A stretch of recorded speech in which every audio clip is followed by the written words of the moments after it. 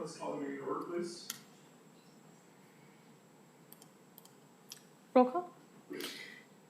Board Member Dyer. Here. Board Member Gualtieri. Here. Board Member Reinstein. Board Member Voris. Here. And Chair Carmen. Here. Will you please join me in saying our pledge of allegiance? To the flag of the United States of America and to the republic for which it stands, one nation, under God, indivisible, with liberty and justice for all.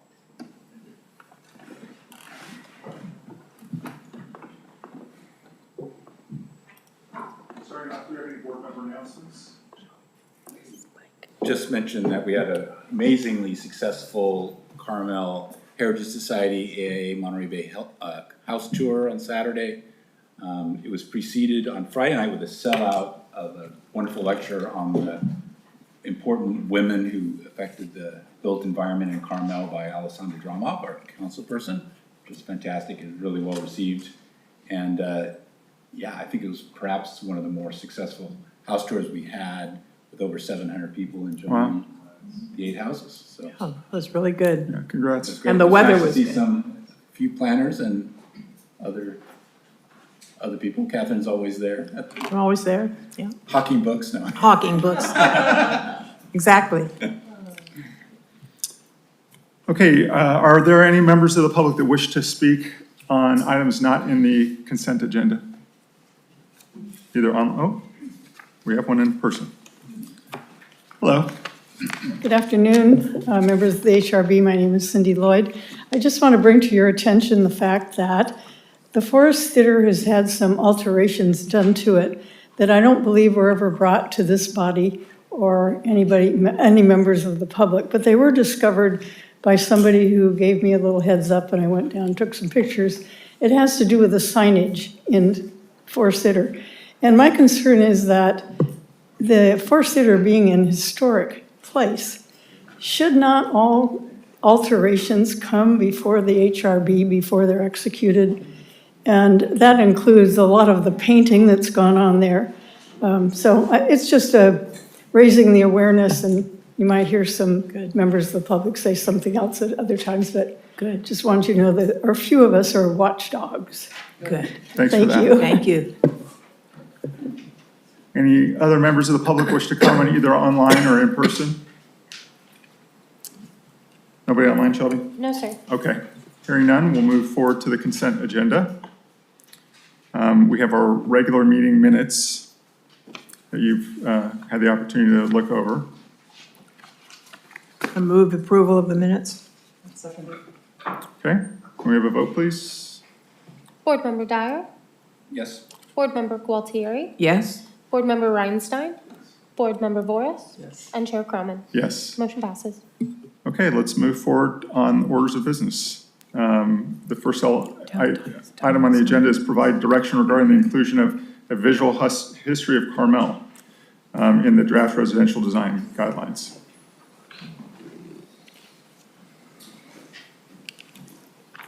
Hello, board members. Good afternoon. My name is Tom Ford. I work in Public Works. It's a pleasure to be here with you. I'm always surprised for some reason when there's very involved citizens that I have never gotten to meet personally. So it's a pleasure being here and being with you all. Over the past several months, I've been working on with a team organizing the completion of our residential design guidelines 1.5, which as many of you know will be an update to our currently used design guidelines from 2001. There were several years of really substantive work that was done by a steering committee on this project to create the draft 1.5 guidelines. They did the bulk of the work, did an awesome job of dozens of meetings, and they had put in hundreds of hours, literally. They've done a great job to prepare a substantive draft of the document. One section that they worked on called A Visual History of Carmel. That's a product of their efforts. And that's the document that we're seeking your input on today. Since there exists a council-approved historic context statement, it was appropriate to bring this proposed visual history draft to you today for your guidance and input. Excuse me, Tom, could you tell us who some of the volunteers are? Are they residents? There was, yes, I was gonna get to that in just a Okay, moment, okay. but, Thank you. yes, ma'am. Council had, began an ad hoc committee, so there's 2 council members, 2 planning commissioners, a couple of members of the public, and Jacob Olander, our former director, Anna, currently, we have Brad joining us. We have a former city manager, and I'm sure there's one more, my apologies, but we have a fairly well-rounded group that's currently working on it. So we can call our new group the production team. That's how the city has been referring to them. So it's a dozen people, those that I just gone over. And City Administrator Brandon Swanson is also part of the team. Could I interrupt? I'm sorry. Were any of them historians or architectural historians who put together this draft? Several architects. I don't know if they're historians or not. Okay. Yes, I'm sir. sorry, but you were just saying, this was produced by the steering committee. The document that we're reviewing today was produced by this Is that what steering you meant, committee. Catherine, or? Yeah. Oh, I'm sorry. Then yes, that was actually a different group of people. Yeah. That was the steering committee that that was the group that had met for about 3 years straight. Several members of the public that have been here several decades. So that's their contribution. So that was 3 architects, 1 former city administrator, 1 former councilperson, planning commissioner. That made up that 5-member group. That'd have been nice to put on the document. Who were the people who did it? Yes, I had, this is essentially an excerpt of their larger document. I didn't want to include a 140-page No, that's document fine. here, but they are outlined. I could have included their names in here, my apologies, but they are outlined in the All draft right, good. document. Okay. Yep. Just zooming out a little bit, looking at the big picture, since we did go to council to get some direction, they had wanted us to come back to them as soon as feasible, as soon as possible, as soon as feasible with a final draft. And so we're on a relatively tight timeline to finish the overall 1.5 guidelines. And we're shooting for September. So this is roughly a 4-month effort. And our new team, our production team, has been putting in the time to get this document toward the finish line. And the visual history element is one of the elements of our overall document that we would like to hopefully get a bow on soon. In the staff report, we presented a couple of options. Shelby, I don't know if you could just scroll down just a little bit to the very next page. This is how it begins. Yep, that's fine. Thank you. We presented 3 possible recommendations you could consider making regarding the proposed visual history document. Number 1, it could be included as is in the Residential Design Guidelines 1.5 final document. Number 2, it could be excluded from the document. And number 3, it could be referenced in the document with the full content then being housed separately. A couple of different ideas to consider.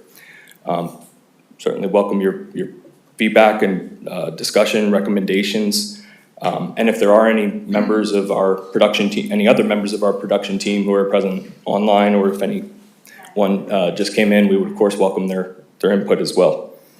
That concludes my presentation. Happy to answer any questions. When you were creating this, did you reference the historic context statement?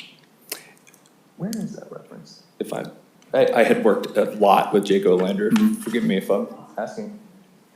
Is that reference in the document, do you remember? I don't recall it being referenced in the document. So Yeah. I was just gonna ask a question, I think that would be helpful to the people on board. this is now considered an appendix, so this would be kind of at the end, assumably at the end of the document.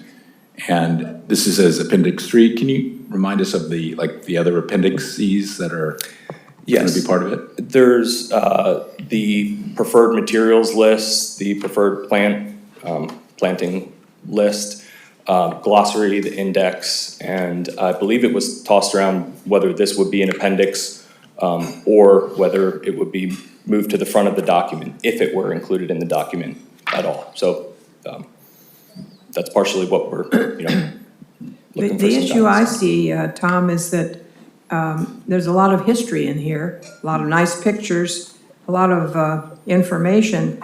But I was noticing, for example, when Hugh Comstock was discussed, there were some errors in the report that deal with dates and things like that.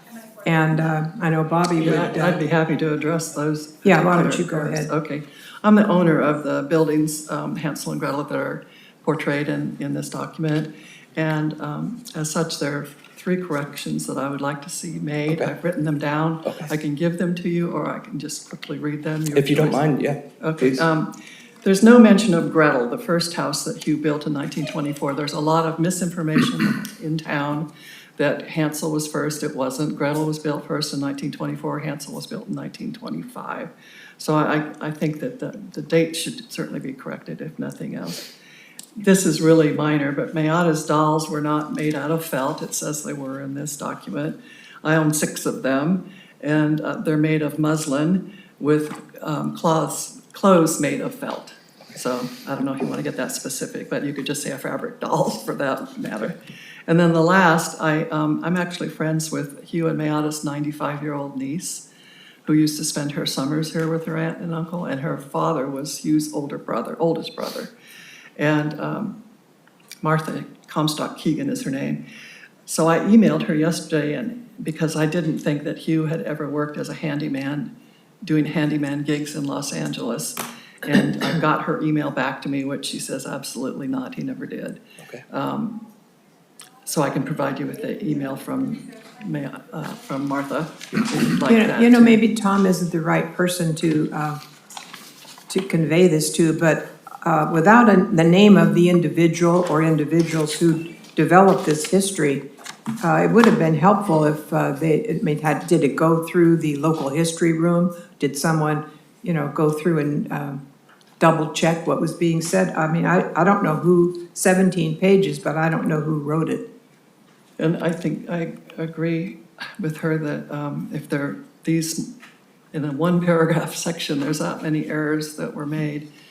Maybe somebody really knows something about each of the properties should be involved. I don't know what the solution is, but I'm certainly happy to contribute mine to the houses that I own. Okay, thank you. I also think that since a lot of energy has been put into the historic context statement, that, and there's a lot of overlap between these 2 documents. I mean, that's something that either should be referenced or should be maybe superseded, or maybe they're combined into one document and can be used for multiple purposes. Now, that's a good suggestion, if we just incorporated the context statement and instead of this. I kind of actually like the narrative of it, a little abridged version, because the context statement is obviously a much larger document. You're right. But I think maybe a good way to approach it at this time is to be able to vote on a general, this is as a general idea, and we support it in the general form that it's in, but to allow, editing, and certainly the graphics and things can be altered as the document gets closer and closer to production. I think there will be a time set where no more edits can be done, probably, but like you just received some information now, maybe that could be added, but if we could get an opinion from the board on, again, the general idea of this as an appendix, the idea of this kind of fairly abridged narrative compared to the historic context statement. I think it gives people a nice introduction to the history of Carmel. It gives a nice introduction, but some of the things are in error. And what we're Well, yeah, doing by saying, let's pass it as is, we're just promoting Yeah, errors. I'm not saying do it as is, but just allow the edits, but the general conformance of this Well, who's form. gonna do the edits? the production board. They have the knowledge of the history of Carmel? I mean, it takes someone with some Well, knowledge. maybe that's a possible subcommittee, but I know we don't want to slow the process that much, but. Well, we already have a historic context statement that serves as a good history of Carmel. A lot of work went into it. We got a grant from the state of California to produce it. I mean, I think we have a history, and there are other history books. To me, I think just including it as is a mistake. That's just my opinion. Yeah, I agree, don't include it, because we already know there's mistakes in it, but allow, the idea of having an abridged version in the design guidelines, I think is not a bad idea. Yeah. And I just want to add one more thing, because we've talked about this in the production team meetings, is that there'll be a lot of different hyperlinks that will be added throughout the document, and certainly, probably at the head of this one would be a link to the context statement as a whole. There would need to be if this were included, yes. That's Yeah, great. I think recommending this as a supplemental reference gives us the most flexibility, and I think that we certainly need flexibility at this point. There's a lot still to do. So, I mean, I just throw that out for consideration. I think we can all agree it's not ready to go in as is. I don't think it should be omitted completely, so the other option we have is to, either table it or have it, be couched as a supplemental reference, and then we can continue to grow it as a living document. Well, if you use the example that Bobby brought up of 2 houses that are misidentified, how many others are there? And so to me, putting something as is, this is the first time we've seen it. I'm sorry that the deadline is coming up, but I would exclude it. I wouldn't have this in there if it hasn't been checked. And maybe that's, we don't have a town historian. Portola Valley has one, San Jose has a city historian.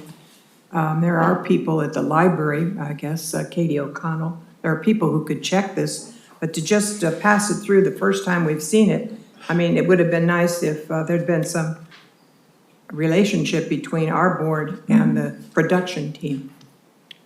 That's all I think. Bobby, any other thoughts? No, I just would like to see the corrections made that I'm aware of, but I'm guessing there may be others. Tom, anything from your end? This is a 30,000-foot view. For sure. Of what, sorry? Oh, sorry, yes, it's a 30,000-foot view of, what you need to do if you are going to make, if you have approved changes, whatnot. So this document, to me, it seems, it's a great idea, I really like it. I don't know how germane the history is to the process as much as the examples.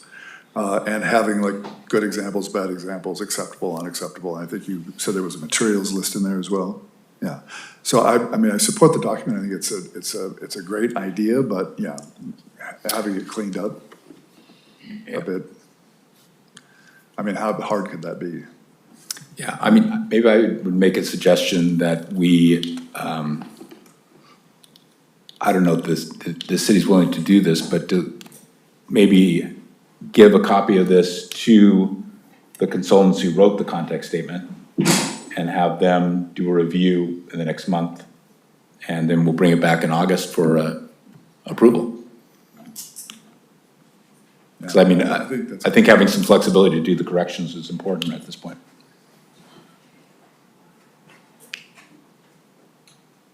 Do we have funds available for that? Mr. Ford can speak more to the timeline. Having read his staff report, I understood the options to be either just based on the council determined timeline. It was, and Mr. Ford, correct me if I'm wrong, accept this version or not, and that there wasn't an option to make further edits to it. Is that right?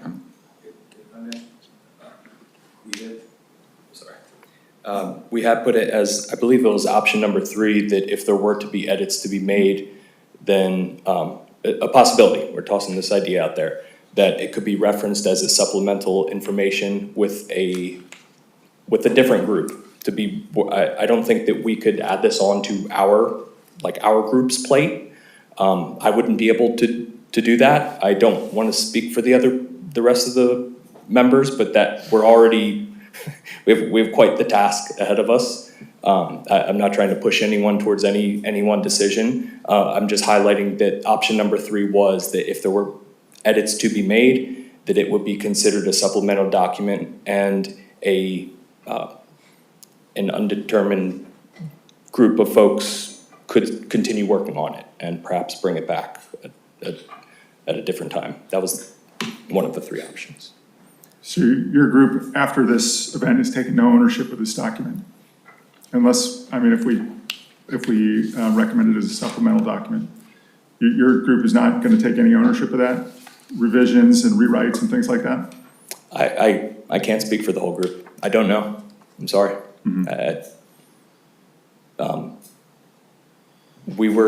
I can only speak to the task that we were asked to do, which is finalize the design guidelines 1.5 and bring it back to council in September. That's our effort, and I can't myself commit to spending additional, if it requires additional time, I can't commit to spending additional months on that. So I guess what I'm suggesting is, I know Kent Seavey and Seth Bergstein wrote the context statement. I think we're talking about as a general read-through and quick corrections, not a rewrite. That's what I think is necessary. I think this is actually a decent document, and I think it's based on the historic context statement, the work that they did. And so a fact check and review of a few hours by them, I don't think is something that could probably meet the timeline if we could get it done and then reviewed at the next August meeting, and then that would be in time for the September council meeting. possible. I mean, that's what I would support. Because I think it is nice to have this in as an addendum, as an abridged thing in the design guidelines, because it does, I mean, understanding that general history and having it in the same document, I think is inspiration as you start a design project. Yeah. Okay, I know we have a couple members of the public that want to speak. Any other comments by the board before we allow that to happen? No. Okay, please.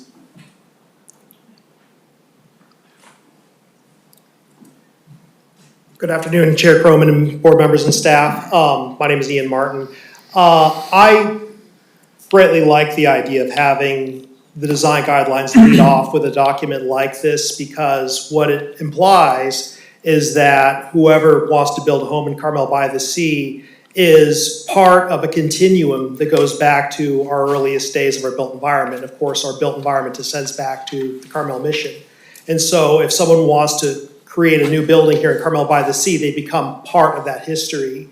And so by having this document at the beginning of the design guidelines, it puts them on notice that they are part of this wonderful and honorable tradition that goes back to, like I said, all the way back to the Carmel mission. So I wholeheartedly endorse the idea of leading off the design guidelines with this statement, which provides context for their desires of developing here in Carmel-by-the-Sea. I understand that Kent Seavey was part of this process, and which is not to say that this should not be reviewed again to make sure that we get everything right, because more than anything, this does need to be factually correct and be a dependable document. And also, someplace in it, it should say loud and clear that people who are interested in broadening their knowledge should go to the historic context statement. I'd also like to add that I'm greatly appreciative and heartened by the fact that HRB is reviewing this. I would like to see HRB involved in more aspects of the governance of this municipality, and I am delighted to know that you're involved now. So thank you. I believe Victoria Beach is online, who's been a foundational member of this effort, and I think she wants to say something as well. Thank you all. Thank you.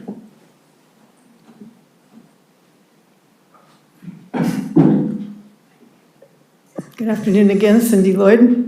I did read this, and I was very pleased with the whole concept.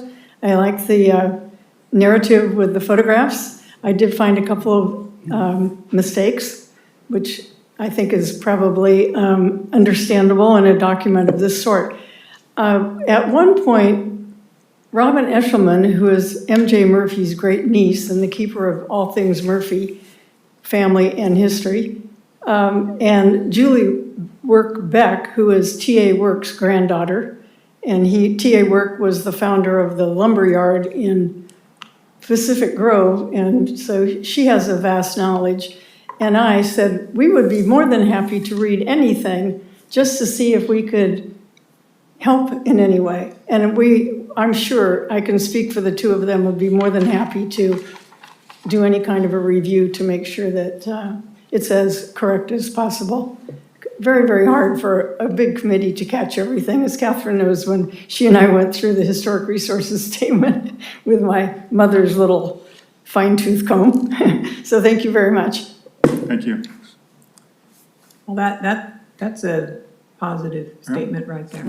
Generous offer. Thank you. Anybody else in person? If not, anyone online? Yes, we have Victoria Beach. Please go ahead. Hi, can you all, oh wait, can you hear me? Yes. Oh, okay, good. I just want to echo things that I guess Ian Martin said. I am thrilled that you are finally seeing this document. I was part of the, I was the chair, co-chair of the steering committee that put this together. And nobody on that steering committee is claiming to have gotten it 100% right.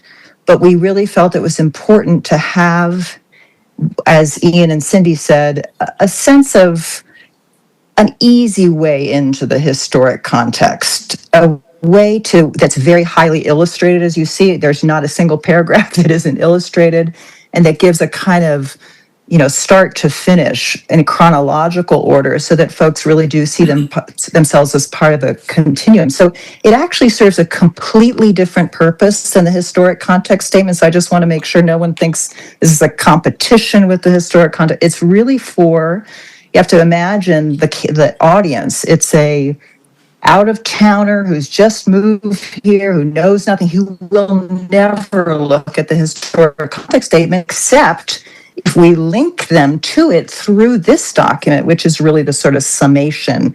Now, the fact that there are errors it's a thrill to me, as someone who was involved early, that we have a Comstock owner who can correct the errors. I think everybody who said this is absolutely right. We should just go through, get as many people who are qualified to now do a final read through.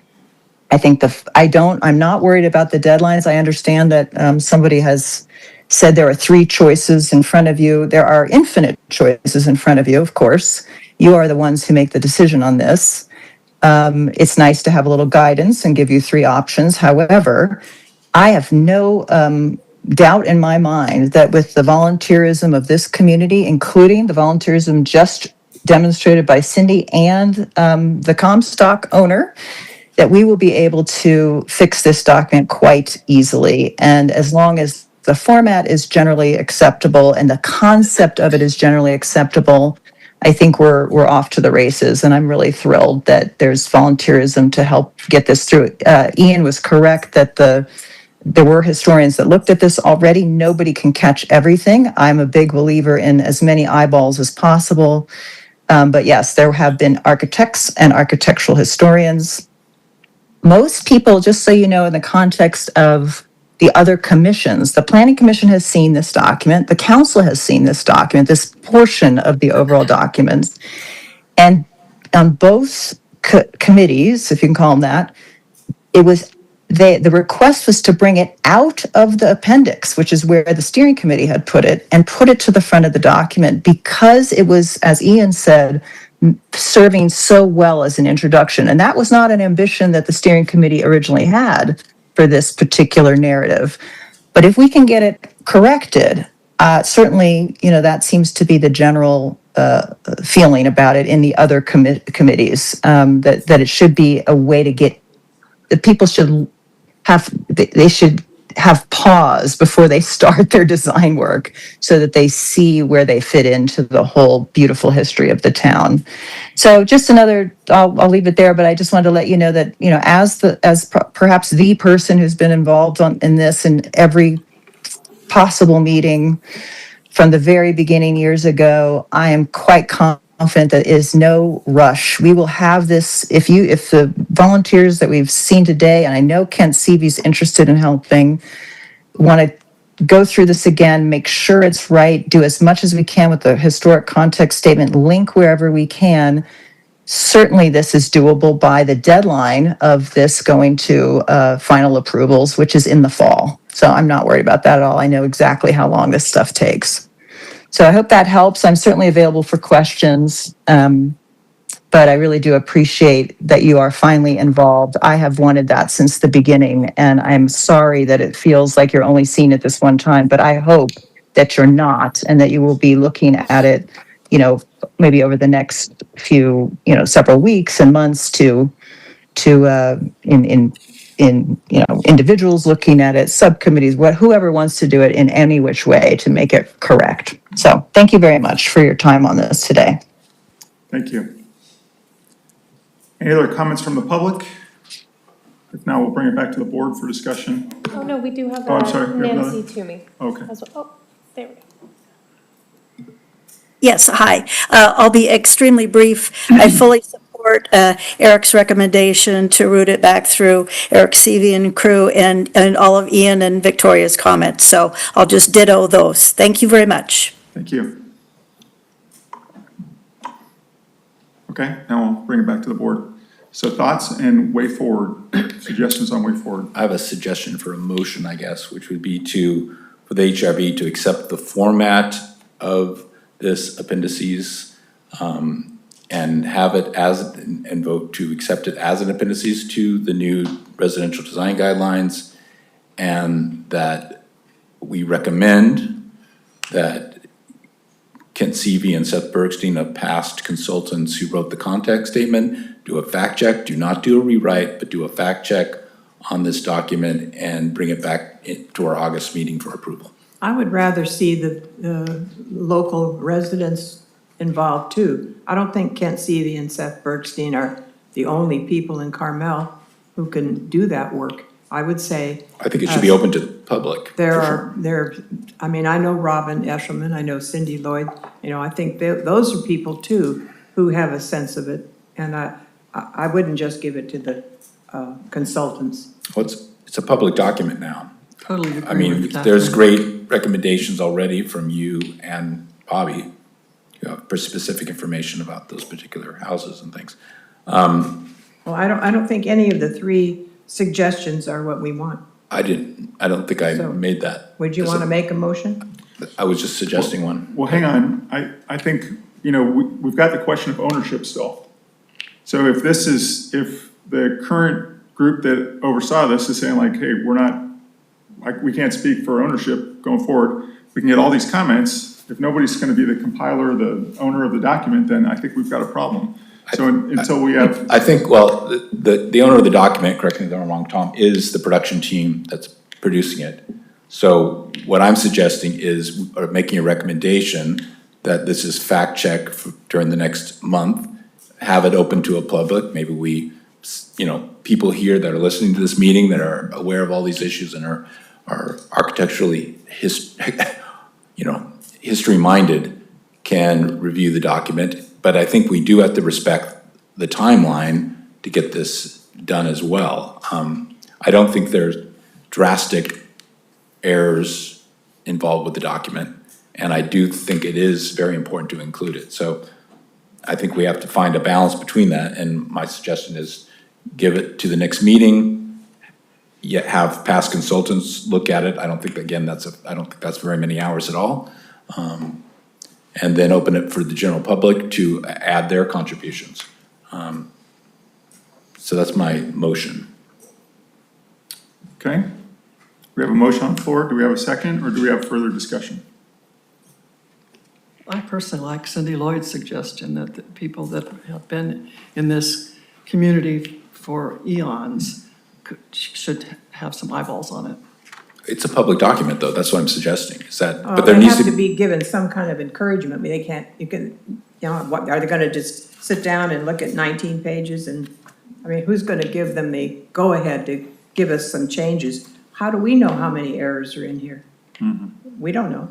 I didn't read every single word of these 19 pages. It's the first time we've seen them. That we should have had some input a little earlier. It's not our fault that there's a September deadline. So I'm not in a big hurry. I think I'd like to continue it to the next meeting if that's what the board wants, and then we can see what our volunteers come up with and have Bobby help us with the Comstock issues that are here.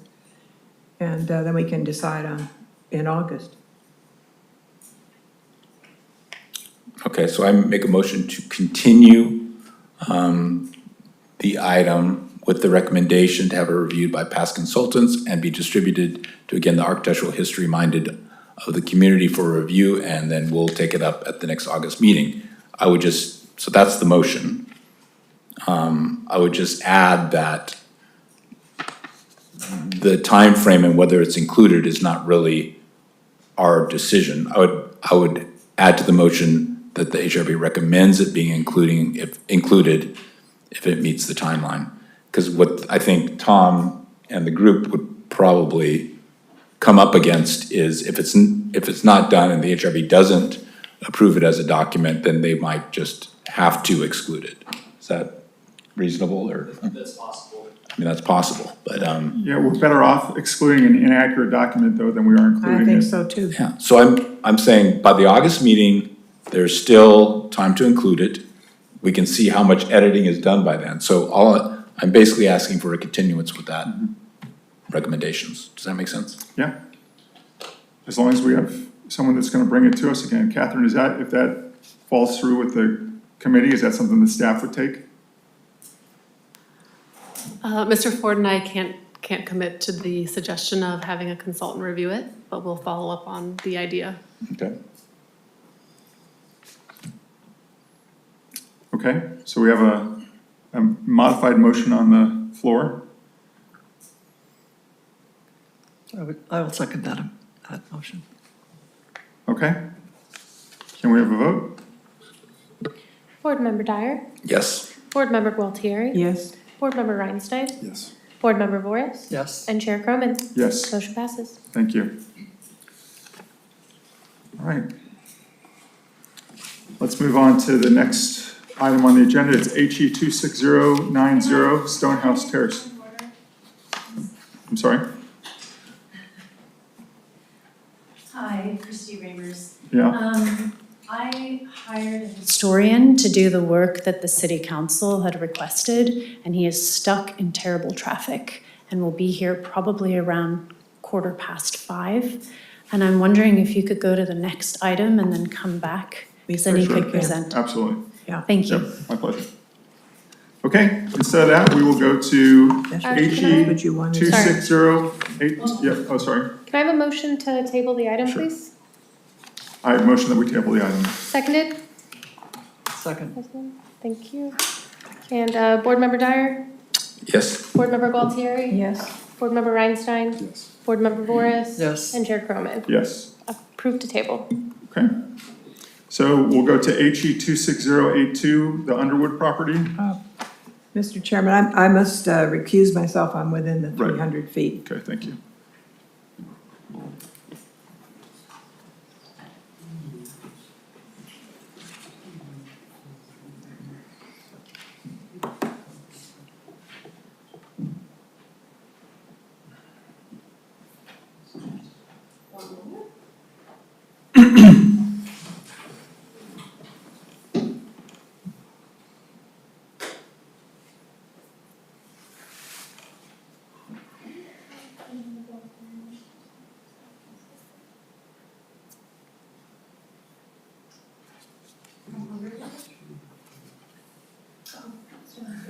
I believe she's from this one, and Mr. Reinstein.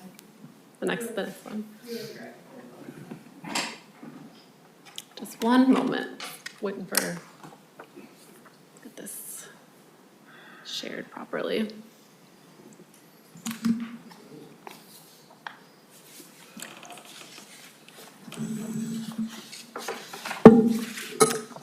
Thank you, Chair. I'll be presenting Historic Evaluation Application 26082, a request to remove a property from the inventory. The subject property is located at Dolores Street, 2 northwest of 13th Avenue. It was designed and built by Michael J. Murphy in 1925 and it is listed on the historic inventory as the Anne Winslow House due to its significance under California Register Criterion 2, People, for its association with Anne Winslow and her philanthropic contributions to Carmel. However, further study after listing the property reveals an erroneous association with Anne Winslow, when in fact the original owner was Isabel Winslow, who is not a significant individual. So a brief construction chronology of this property. The original building permit and Murphy's 1925 plans are not in the building file, unfortunately. However, the maps indicate that the house originally had a wood shingle roof, and apart from adding a maid's room in the basement in 1933, the Sanborn maps show little change to the home between 1930 and 1962. Other additions and alterations to this house include the following.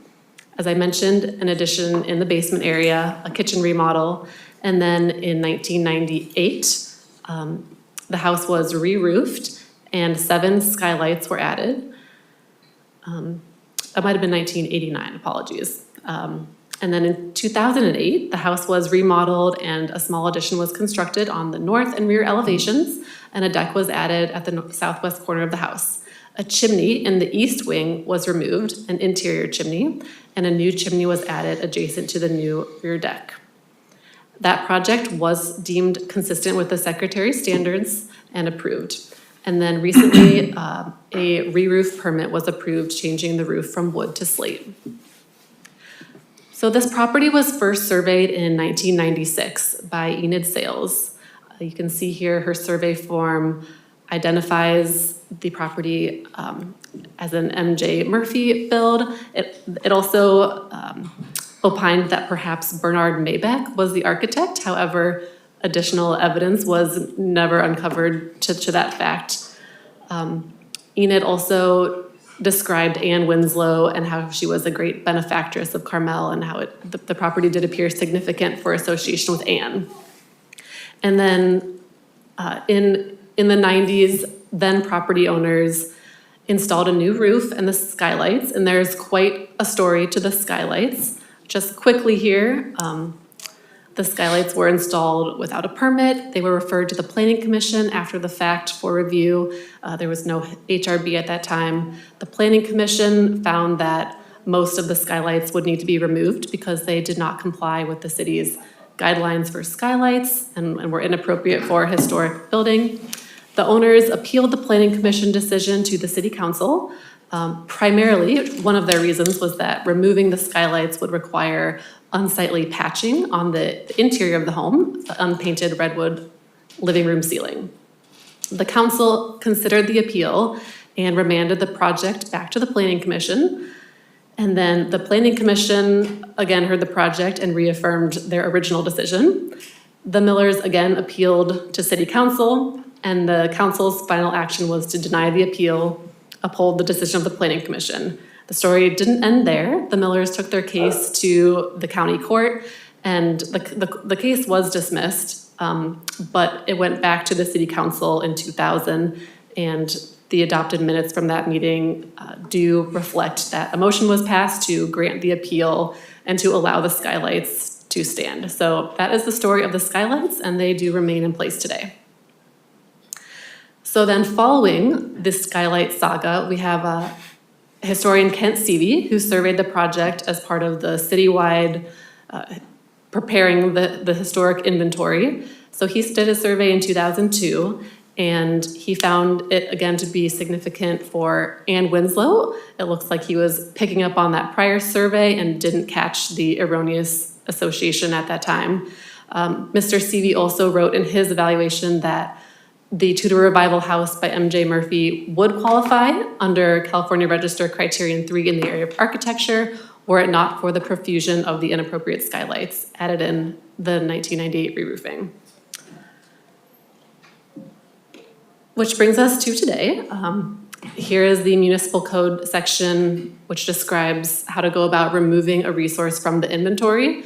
The first paragraph here describes how an intensive survey prepared by a qualified professional under contract to the city is necessary. So we have contracted with one of the city's architectural historians, and she has prepared a new Department of Parks and Recreation form, a DPR form. And she's identified that it is not the Anne Winslow house, it is the Isabel Winslow house. And there are several character-defining features associated with the Tudor Revival style. The L-shaped plan, cross gable roof, roof dormers, roof line with minimal overhang, a curved roof line over the front porch and garage, a prominent chimney with Carmel stone patchwork, wood casement windows, and textured stucco siding. So these are the features that do remain. And the consultant found that this house does meet the first part of criterion 3, architecture, because it embodies the distinctive characteristics of the Tudor Revival style. The city's consultant believed that it does not represent the best work of M.J. Murphy because of the alterations. And then further, the consultant ultimately concludes that although significant for its architectural style, they felt that overall integrity has been lost due to impacts to integrity of design, materials, and workmanship. You can see the image included in the DPR form highlighting some of the known alterations. And so the city's consultant concluded that integrity has been lost and it does not qualify for the inventory. In staff's assessment, the reevaluation doesn't provide substantial evidence that the property no longer qualifies for the inventory due to loss of integrity. Staff concurs that it appears significant under criterion 3, architecture, as a Tudor Revival residence by M.J. Murphy, and appears to retain integrity. The removal of the interior chimney in the east wing was found consistent with the standards, and the skylights, while not recommended today, do not result in the loss of overall integrity meriting removal from the inventory. I've prepared 3 options for the board's consideration. Either denying the request to remove the property from the inventory and making findings as to why, or approving the, a little typo on the page there, either denying the request to remove it or approving the request to remove it, or continuing the date to an item uncertain and requesting a second opinion by a separate historic consultant.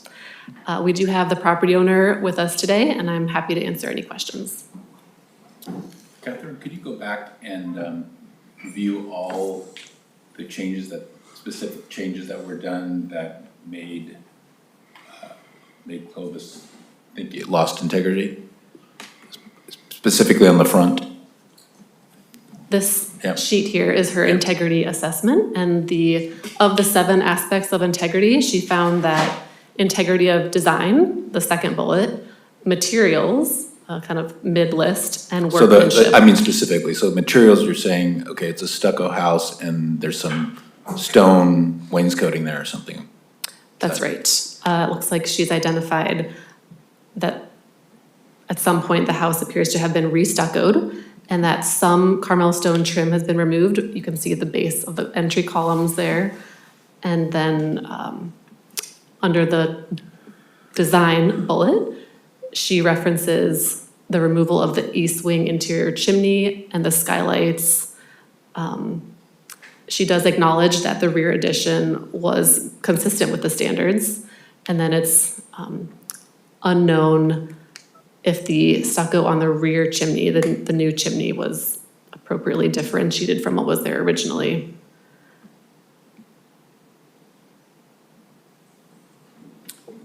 Do we know when the windows were, I think we're told the windows were replaced. Do we know when that was? No. I would opine that the windows were replaced as part of the 2008 remodel. They appear visual inspection. They do not appear to be original windows. Do we know how many M.J. Murphy houses are on the register right now? That's a great question. I do not know. Okay. I know the windows single or double pane. The homeowner might be able to answer that. Just wait one sec, we'll be right with you. Any thoughts before we open it up from either one of you guys? You're good. Okay. So we'll close the board discussion and open it up to public comment. We have the owners and the representatives here, so please make your way to the podium. Please just state your full name and then. Yeah, sure. Yeah. And please come here where you have the microphone. I'm sorry? Can you please come here so that you're on the microphone so people online? Yeah. Yeah, you can both come for sure. Chairman and board members. I'm Brian Underwood. This is my wife Carol. Lacoud Underwood. Lacoud Underwood. Yeah, and we bought the house, I think it was 2007, so a lot of the changes were before we got it. The only change that we did make that altered some of it was the back chimney. The development committee here, it was decided to take it down because it was an earthquake risk, because it was sitting actually on a wooden, it did not go down on the ground. It was like second floor, you go in there, you're like, this thing's gonna fall on somebody, so it had to go down for safety reasons. But yeah, all the windows have been replaced. The skylights were there when we got in. We heard that was quite a battle from the previous owners. I think they paid a lot of money to the city for their, I think they got fined, that's how they settled the problem. And then we expanded the back, and so literally the inside of the house, the basement, the only thing that's original is the front that I know of. And the double door, French door, front door there, there's no way that was on the original house. I think the previous owners must have put that in, because if you think about it, it makes sense to have two windows with a walk-in door under the overhang, so I doubt if that's original as well. So the house, I think, was, I don't even think it's a Murphy, to be honest. I looked at the Murphy homes on the internet. It doesn't match the architectural style, so I would argue it's not even Murphy's design. And there is no data in a file anywhere saying that this guy did indeed design it, and there's no plans of Murphy. So I think it wasn't designed by Murphy. And Isabel lived there, not Ann. So mistake number 2. And so 3, the skylights, it's not really quite historical when you look at the house. It's pretty new looking. So I think it was just a mistake that's been there for quite a while, and there's no reason to have it on the list. That's how I feel about it. Everything's new, except the stucco, front fireplace, Part of the stucco. and the interior redwood ceiling. That's it. Yeah. Yeah, please. Yeah, and what I want to add is that it says the house, and this is the report that the historian Meg Clovis, that was asked by the board to make the report. So what she found was that in 2002, it was determined that the skylights resulted in a loss of historic integrity. And furthermore, what she finds is that you need 4 different criterion to make a house part of the historical inventory. So what she found is that at least you have to have 1 whole criterion to make it part of it. She couldn't find 1 whole criterion. Number 3, that was the closest, because it says, oh, it looks like the architectural thing complies a little bit, but it's only half of the criterion. So it doesn't even find that there's 1 criterion that would make the house part of the historical inventory. So what she says, and this is at the end of her report, she says, the Isabel Winslow house is not eligible under criterion 1 because no specific event led to the construction of the house. Then she says that the criterion 2 is not part either, and I can read that for you. The Isabel Winslow house is not eligible under criterion 2, person, because Isabel Winslow did not make any significant contributions to any of the themes identified in Carmel's historic context statement. Criterion 3, architecture.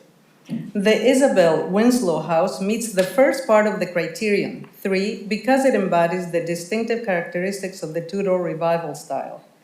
The Isabel Winslow House was designed and built by Michael J. Murphy. However, it does not represent his best work because it has been altered. Murphy is a designer builder who is recognized as significant in Carmel's historic context statement. Caveat, there are no plans in the file that he was the one that designed the house. And on the report that you read, you said that maybe it's Brandenburg or something like that?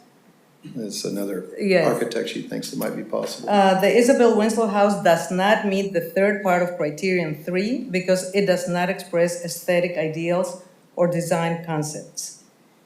The California Register's fourth criterion is generally reserved for archaeological sites. The Isabel Winslow House is not located within Carmel's archaeological overlay zone, and there is no evidence in the historical record that the house meets the eligibility requirements for criterion 4. Integrity is defined as the ability of a property to convey its significance. Carmel's historic context statement relates for building associated with architectural design and/or construction method. Overall historic integrity should be stronger, particularly in the integrity of design, materials, and workmanship. And what she says in summary, she says, in summary, the Carmel context statement, the Carmel Historic Preservation Ordinance, and the historical record do not support the eligibility of the Isabel Winslow House for the Carmel Inventory of Historic Resources. Okay. Thanks very much for that. Thank you. Any other comments from the public, either in person or online? Thank you, Chair Crow and members of the commission. My name is Cindy Lloyd. The reason that there are no plans of record is that the Murphy plans burned up. And that's something that I learned from Robin Eshelman, who would probably have a lot more information than I have, but I do know that all his plans burned up in a fire. Thank you. Thank you.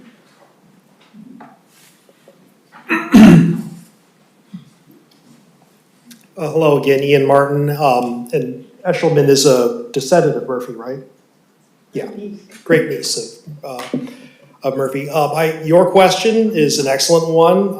Before you remove a Murphy from the list, I would like to know how many there are. I imagine there's probably more than a few, but it would be a real tragedy if there were like 3, for example. So I think that's an important piece of information. I would also like to know about how it was determined that it was not Ann Winslow, but rather this Isabel Winslow, who was the person on the house. I'd like to know how we arrived at that conclusion. I'd like to see those addressed. Thank you. Thank you. Can I add something? Just one second. Can staff answer that question? Certainly. The library has city directories, which were kind of like phone books for that link to owners and their addresses, and so we were able to determine the original owner that way. Thank you. Yes, ma'am, please go ahead. Yeah, I'm trying to find, because I did research on how many houses. Oh, please speak into the microphone. Yeah. Thank you.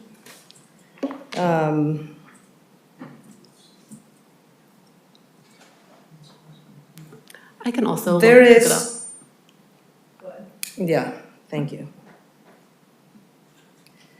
There is only one specific historic property officially known as the First Murphy House, and designed around there are around 300 to 350 homes and businesses in the area during the early 1990s.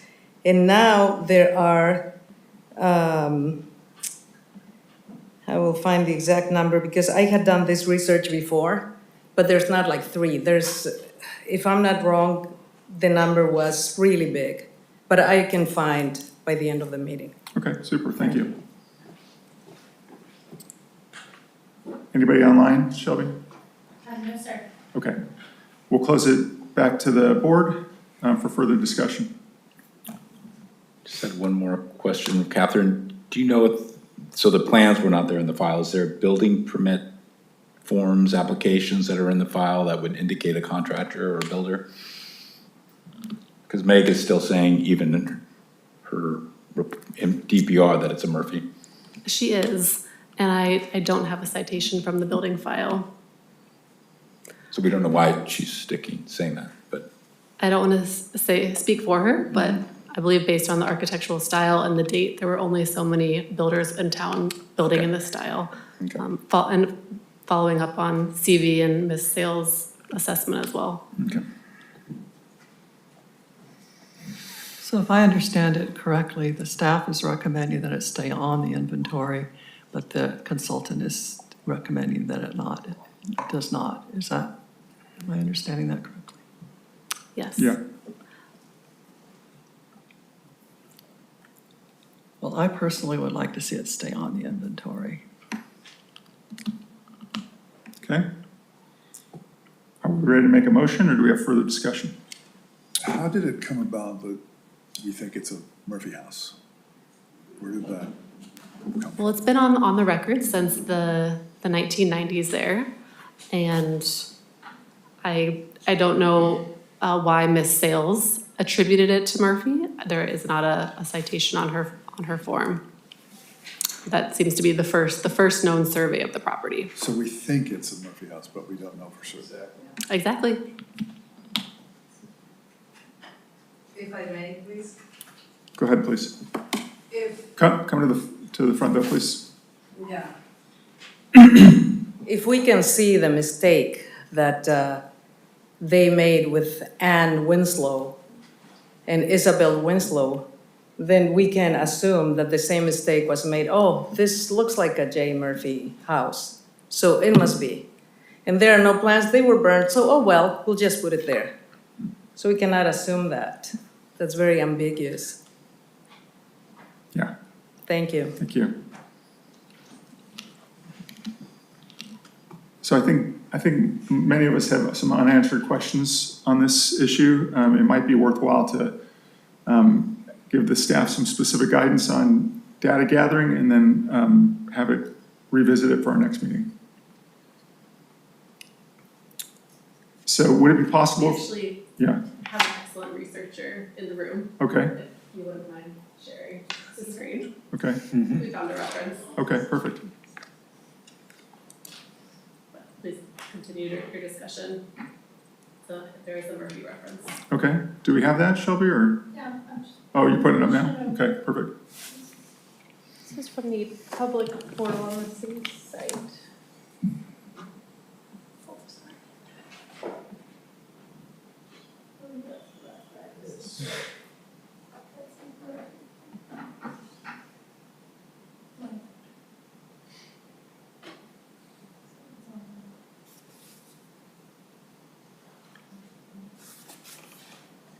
And that's the basement plan? That's what we're looking at? I believe it was from the 30s. From the 30s after it was built?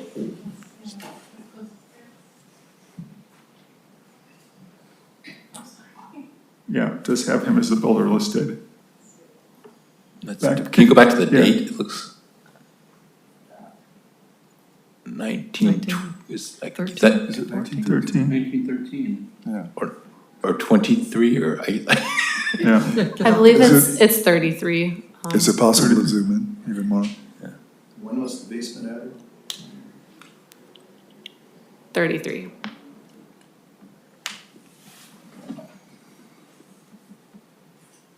Okay.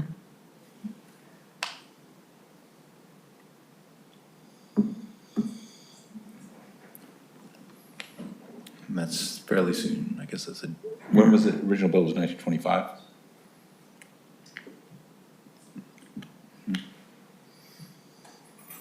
Okay. Well, that certainly clears up. Sorry? Yeah, please. Right under it again. When we bought the house, it really wasn't a basement, it was a fruit cellar about this high. So is there any measurement there on the height? Because they must have had a really short au pair or something. Because we had to dig down to put the basement in. We went down 8, 9 feet to put a full basement depth in, so we took all that out. So I'm not sure that's original, that's the right plans to begin with. Because I don't recognize that layout. So how do you know that's correct?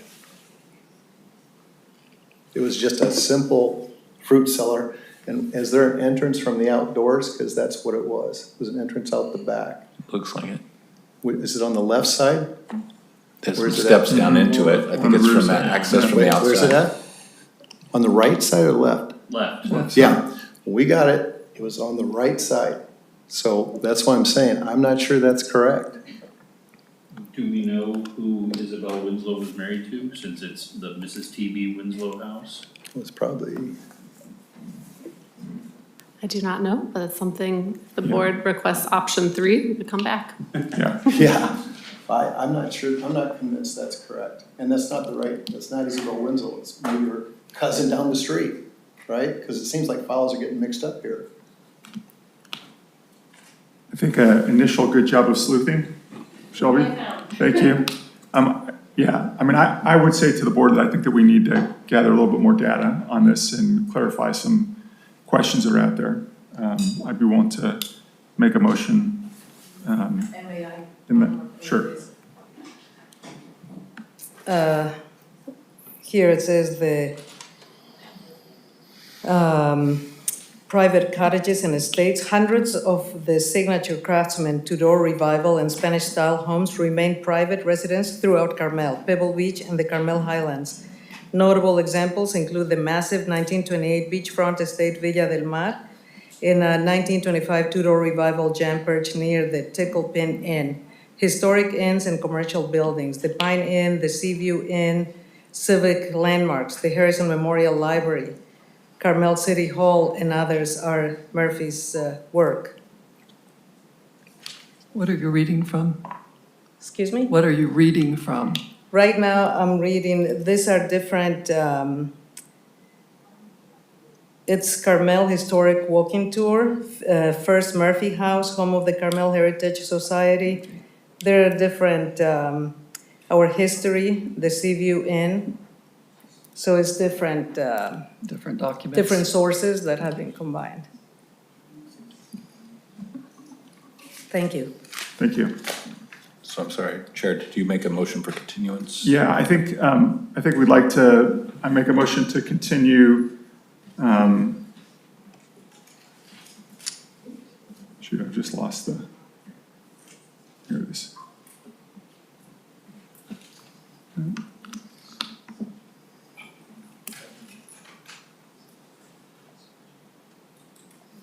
Somehow I lost the specifics.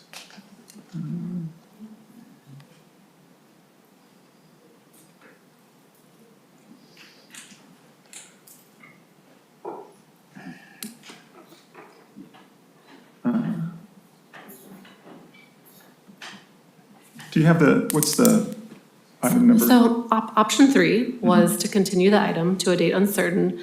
And it was also to require a second opinion by a separate historic consultant. So I'm curious if that is your direction or if there is a question or questions the board is requesting staff look into. I personally think we're spending a lot of money on consultants that are probably not doing us all that much good.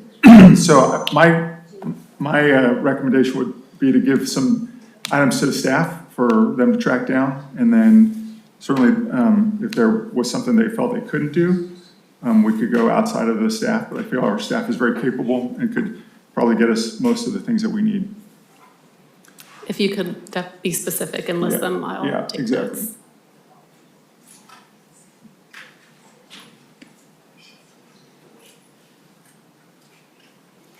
Well, one would be the number of Murphys on the inventory. Yeah. So I think determine who the original owner is and validate that. Do some more research into was this in fact a MJ Murphy house or not. I think third, we need to know how many Murphy houses are on the historic register. And then I would think that we would certainly want to tie any loose ends as far as, like that blueprint, for example, when was that actually made, and what was the reason that was produced for and stuff. Yeah. Okay, preliminarily, we did confirm the original owner as Isabel Winslow, and we don't have additional sources to check to confirm that Murphy, although he did a later addition, was or was not the original owner. There aren't additional sources that either the consultant or staff could check. I absolutely can check the number of Murphy resources, but not at this computer. Don't we have access to a descendant of his? Cindy, I'm sorry. For Cindy, weren't you saying you had access to one of Murphy's descendants and keeper of the history? Yes, Chair, we do have, and actually I've already sent Robin a text message telling her that and just kind of warning her about a lot of things that I've done today, volunteering her to check facts, and so she's apprised, and I'm sure she would be more than happy to help. When you get that information, can you send it to the staff? Yeah, sure, That'd be I'll send it great. to Catherine. Okay, thank you. Thank you. Yes, ma'am, go ahead. One last thing. I apologize for keeping coming back. But the last thing that I wanted to say is that the reason we are here today is because we had no idea. We always thought that the house was historical. And recently we wanted to make some extra change, and was the roofing, and we wanted to make the garage a little bit bigger. And when we planned for that and we applied for permits, we were told, oh, sorry, we were wrong. Your house is not historical. It's like, what? Then we didn't know this. And we had complied and tried to comply with things and jumping over hooks and everything. So, and then when we found that out, is that we said, then if we had known that, we wouldn't have tried to make everything handcrafted, trying to comply with things. So we said, okay, then if it's not, first we were sad because we thought we had bought a historical house, but then we said, then this gives us freedom to make some changes or maybe add something or make better quality of things, because like the windows that we couldn't change because of this and that, it has to be historical even though it's not convenient. But so we said, okay, then that's it's perfect then. Thank you for letting us know when we try to make those changes. Oh no, sorry, I think it's back to being historical. Was this not disclosed to you when you purchased the house? It should have been in the disclosures. It was not. This was disclosed very recently. I mean, that's not your Yeah. fault, but it's not the board's fault either, that it wasn't disclosed to you. I understand. It was disclosed to you that it was a historic home. When When we bought the house, yes. Yeah. And then recently, it was disclosed by the city that it was not, and there was a mistake. May I say something? Please. As the owner of a historic home, probably one of the most historic homes in town, I can tell you that having the historic designation is not the end of the world. And have you come before this board before? And no, this is With the the first things time. you wanted to do? It truly is not the end of the world. There are some great architects in town that have worked with this board over and over again on historic properties. We were able to ultimately end up with doing what we wanted to do. We had to make some accommodations, but it's literally not the end of the world to have it be deemed a historic house. Just I would love to hear the names Sure, of your architects, sure, please, sure. I'd be because happy. we haven't been able to do things that we wanted, and you spent tons of money trying to go. And there, I think that the board understands, as well as the documents that we have to go by, that houses have to be lived in the modern day. Exactly. And some changes need to be made. So if this is denied, if it stays on the registry, it truly is not the end of the world. I can speak from personal experience. Thank you. Thanks for that. I hope it's approved. Thank you. Yeah.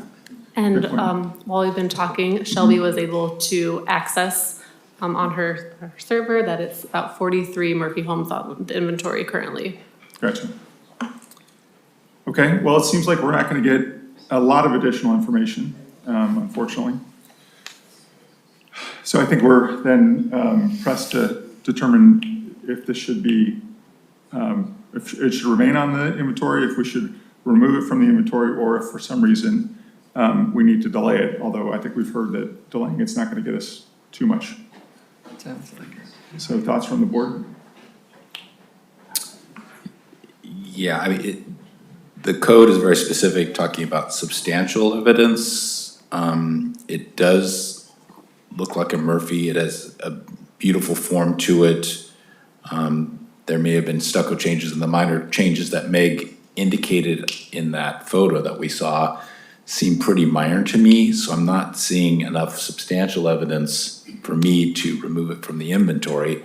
I totally agree with Bobby about, and we see this every meeting, is how historic homes can be modified to be made more livable.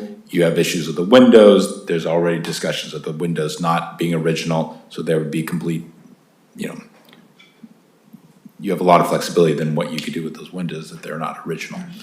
So, yeah, that's my Yeah, general opinion. I would agree too. Looking at the property that we did today, I mean, there's not a lot on there that could not be undone to make it, to bring it back to whatever the original that we're saying wasn't originally done. So I think that, you know, you could take out the skylights, you could peel off that stone I only saw veneer one, and things one like that. skylight from the street view. Is Yeah. that, I think there's two in the front, and then the remainder are in the back. Yeah. Okay, do we have a motion then? I would move that we keep it on the historic inventory. Could I also request a specification of which eligibility criteria the board is finding it is eligible under? Thank you. Architecture, Yeah, 3. yeah, that's what I would recommend. Okay, do we have a second? Second. Okay, can we have a vote, please? Board Member Dyer, Yes. Board Member Reinstein. Yes. Board Member Voris. Yes. And Chair Croman. Yes, Motion passes. okay. All right, let's go to the next item on the agenda, DS 26040.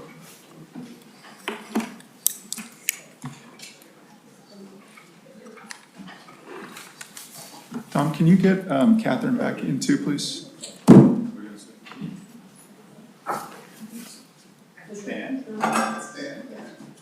This guy right here. This guy right here. Talk to him.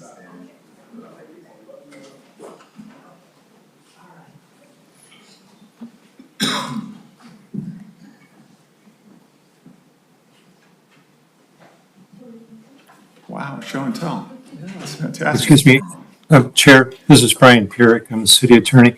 Been asked to join this meeting. We had a recusal on the last item. We'll need for the record a statement of the reason for the recusal. Understood. It's proximity. Yeah, she lives. I'm Within within the five- 300 feet or 500, whatever. I got a letter from the city. That's all, that's sufficient. Thank you. Thank you. Thank you. Oh, she's also refused.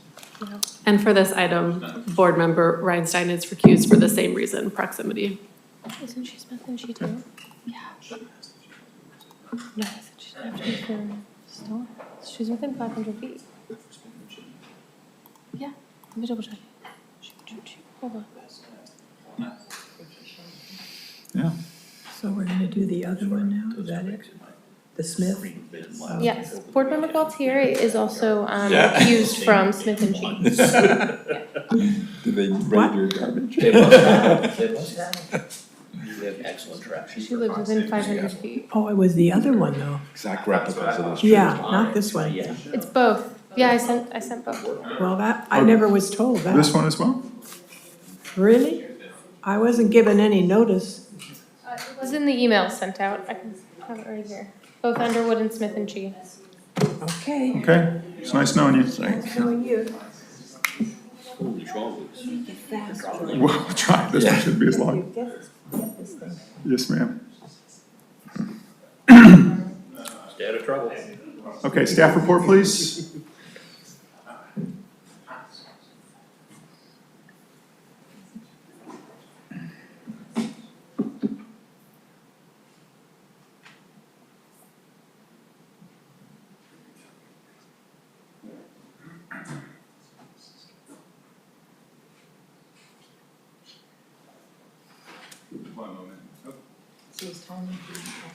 I'm sorry. He's recused as well, yeah. One moment while we pull up my presentation. Sure.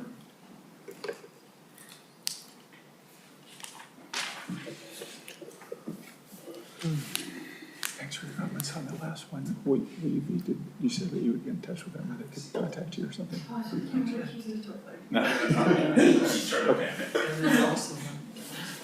We love seeing him on. Okay. Okay. And the husband understood. Mm-hmm. Mm-hmm. Are you critiquing the model? I'm not critiquing the model. You just like models. It looks like an 89-degree angle, not a 90-degree angle. Are those authorized materials? I think it would not meet WUI codes at all. No. No, definitely not. Good evening, board members. We're here to discuss Design Study 26040, Smith and Chi, and request a determination of consistency from the board.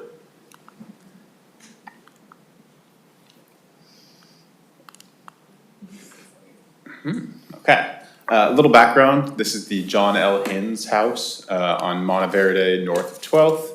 The original owner was Ellen Veblen. It was brought to light in our Phase 2 report that the property was originally constructed by Veblen. There was record in the newspaper for it.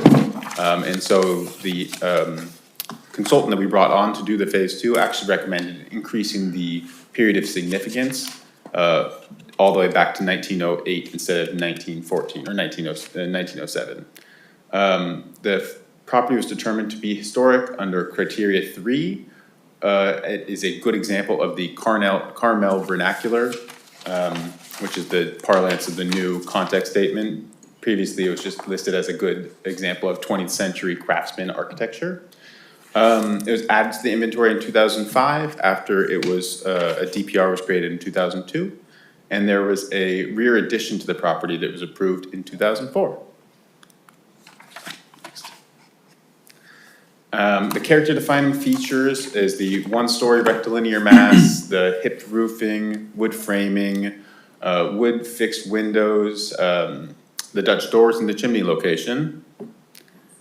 After being reviewed as part of the Phase 2 report from our consultant, Ms. Clovis, it was determined that it was consistent with standards 1, 2, 4, 5, 6, 9, and 10, and 3, 7, and 8 were not applicable. In addition, the consultant found that 9 and 10 were applicable and consistent for the landscaping on site. This was after an initial review was done of the preliminarily approved project. The project was determined not to be consistent with a few of the standards, so the architect jumped right on it and did a redesign of the project, detaching the garage and ADU from the house and making other modifications to ensure its consistency with the standards. Here is a rendering of what the property would look like if the proposed work is determined by the board to be consistent and it is approved by the Planning Commission. Here is the overall site plans. The existing is on the left with the historic cottage at the front, the hyphen connecting to the addition, the rear, and then the two ancillary structures. The addition at the rear and the ancillary structures or accessory structures are not historic features, but the front cottage is the historic portion of this property that needs to be retained.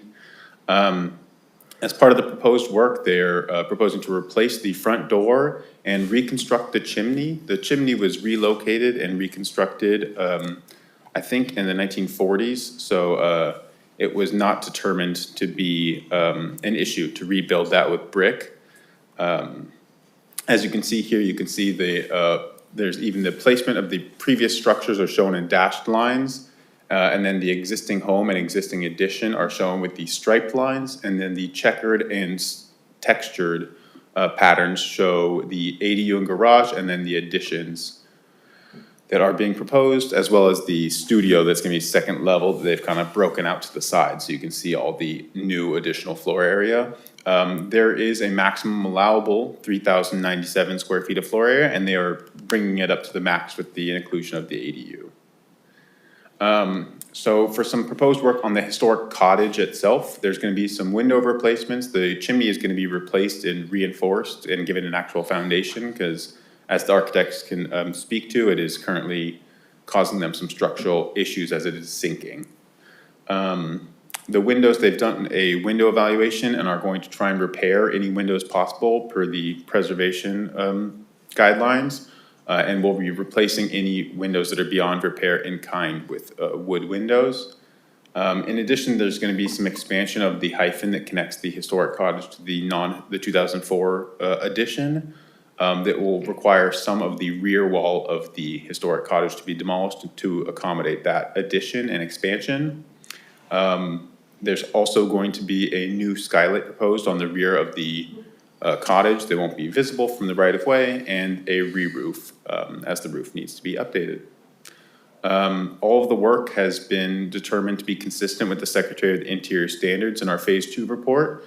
And with that, staff is recommending that the Historic Resource Board find that the project is not a project by CEQA, because the issuance of a determination of consistency won't grant entitlements to the home, and issue a determination of consistency for the property with the Secretary's standards. And I'm here for questions as you need them.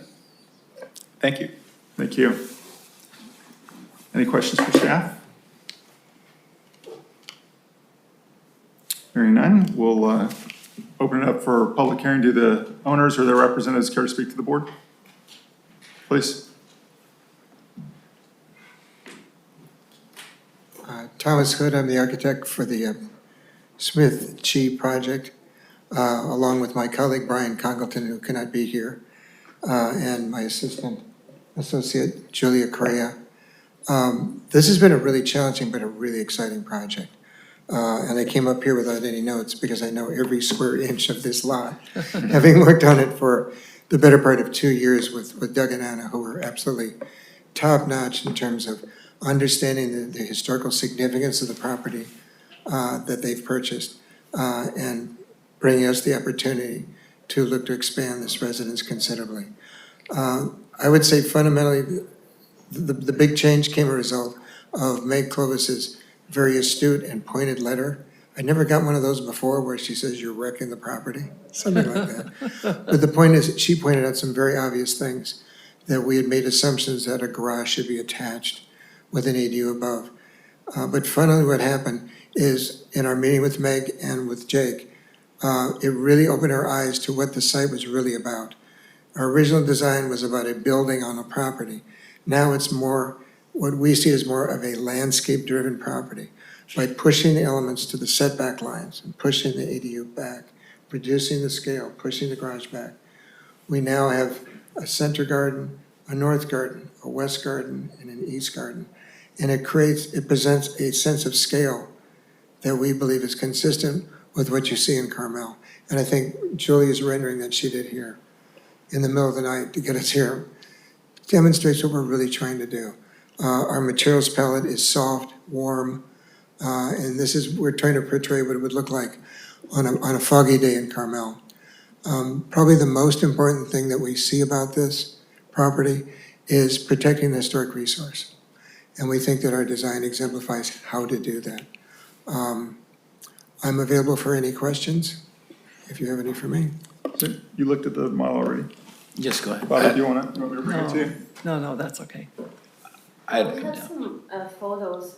Do you want to see? Sure, thank you. I had a question, Thomas. Could you kind of talk a little bit about how you see the resource being differentiated from the rest? Yeah. Because it looks, I mean, the rendering, it looks like the shingles are the same, the stain is the same, yeah. Thank you. There are a couple of, it's only a couple of things. And in essence, one of the things would be the shingles that are on the building are 36 inches long, quarter inch. So you've got about a 16-inch exposure, okay? What we have proposed on the garage is go with a standard 5.5 to 7-inch exposure that creates a different texture.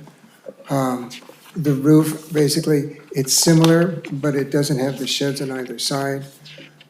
We do have some detailing around the doors that will differentiate it from the cabinets, from the cottage itself. And its placement distances itself from the historic resource. And the windows that are gonna be built back in kind, so they're basically just, that will differentiate it from the new windows on? The windows, I'm sorry, I didn't understand the question. The windows on the resource are gonna be built back in kind based on what they are, or they're new windows Yes. entirely, or? We've got, in our submittal, we have a window assessment done by Julia and by Vince Norio, where we've looked at every window. Our intention with this application is to make the assumption that we will be able to keep all the windows. In fact, some of them are really held together with caulk and paint. But it was Meg's recommendation is make every intention, if you can, to maintain the original windows. If they can't and they leak, then we would present those back to staff to say, here are the windows that just aren't holding up. The ones that are on the south side of the building are really in pretty bad shape. And there is water coming into the building. But we're not gonna just assume we're replacing all the windows. As part of the guidelines for historic properties, basically we're talking about a restoration effort on those windows to match the existing. And the rest of the buildings on the new sections will be manufactured by? Correct. A wood window of some other? Yeah, we're looking at a Sierra Pacific product probably, or Arcadia Custom as a wood window. And then the front door, that's going to be a new one, or again, redone in kind, or? It would be a new door, I don't know if we have an elevation of that. The new door intentionally faces north. It's on the side of the building, let's see it, there it is. So it's a Dutch door? It's, So it looks yeah. like it. Oh, the existing front door will stay. Okay. We're gonna keep that. If it is significantly deteriorated, then we will replace it in identical like kind. We believe that door dates back to when the building was modified in 1940. And those little porches were added and closed. So we'll keep that, but it will no longer be used as the front entrance. The front entrance is around the side, so it doesn't compete with the historic resource. The bridge between the new bedroom, is that an open or closed structure? Closed. Closed, okay.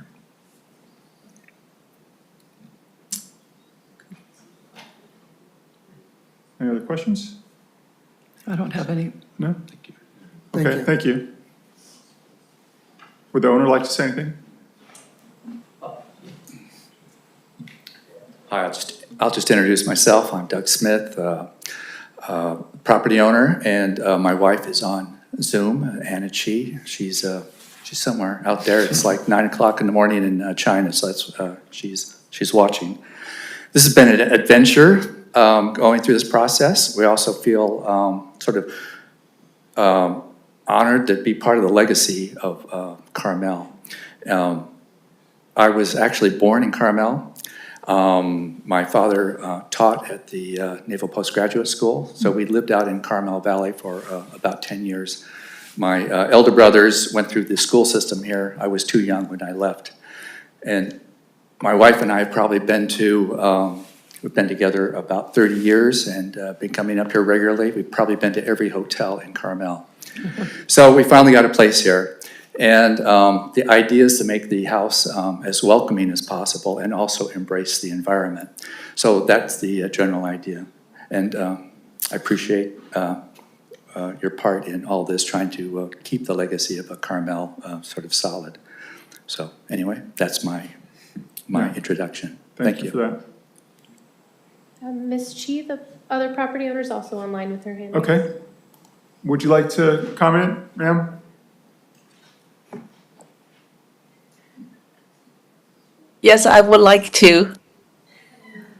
Please go ahead. Oh, okay, yeah. Like my husband said, I am in China right now, and I am honored to join this meeting. And we're so new to Carmel, I don't know anybody. So just watching you guys working, almost dinner time and my breakfast time, I'm actually very moved.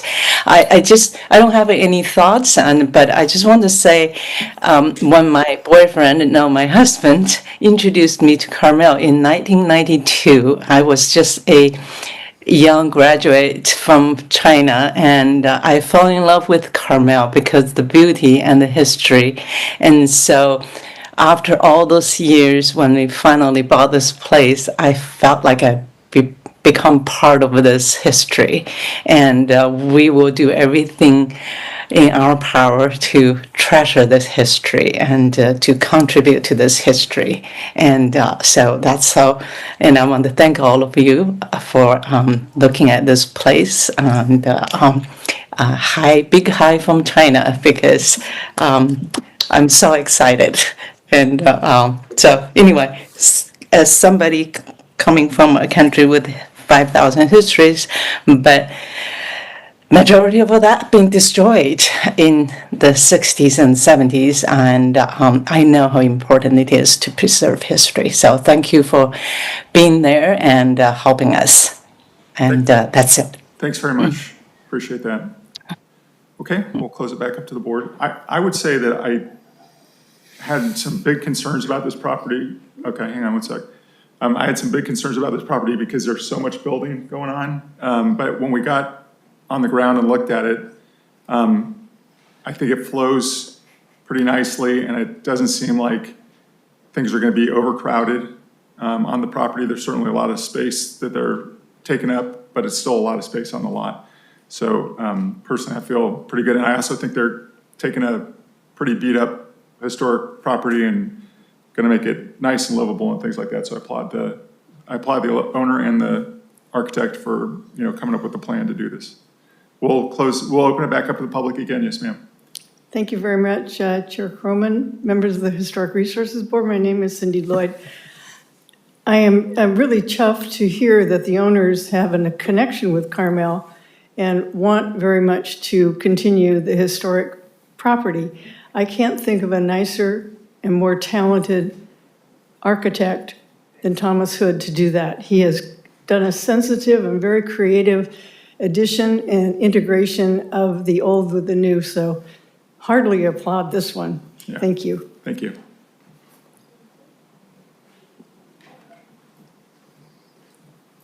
I'll also give Mr. Hood a character reference.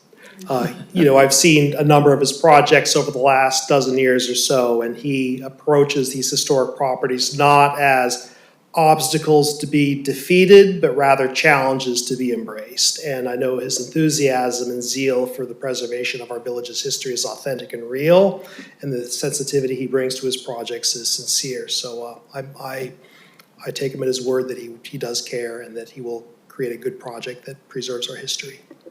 I feel like we need a caveat. None of these statements were, you know, paid for by. Okay, we'll close it back up and bring it to the I board. also have Victoria Beach online. Okay, another one. Go ahead, ma'am. Hi, I wasn't going to speak on this, but I just wanted to compliment the owner from China, calling in from China, for her beautiful words and her moving tribute to what it means to be a good citizen and a sensitive neighbor in this beautiful town that we have. So I'm really stunned and moved by her words, and I don't know the project. I'll leave it in your hands, but I just wanted to take an opportunity to compliment her. Thank you. Thank you. All right, any other comments in the room or online? Okay, we will close it back up to the board now. Are we ready to make a motion, or do we have further discussion? I just wanted to say that both Ian and Cindy took the words right out of my mouth. I think that Thomas and his associates and the owners have done a spectacular job of maintaining an historic property and yet making it livable for today. Yeah, I think the way, when you're out there and having that, seeing the amount of space, it's such a large lot, and the garage and the resource are so nicely separated now that I really think it still lets the resource shine and the addition be clearly subordinate. And then Thomas made it kind of clear how that was going to be differentiated by really retaining the character of the resource itself, and that will, by doing so, really separate it off from the others. But the addition is certainly complementary and really interesting as well, and creating a lot of great outdoor spaces. That would be super. Yeah. So I applaud the project and the design team and the client and the owners. Okay, so can we have a motion? I would give it, but I'm not sure how. So Let's go to. I was trying to find.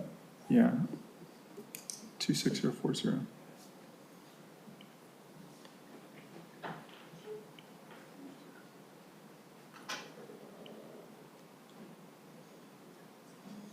Resolution.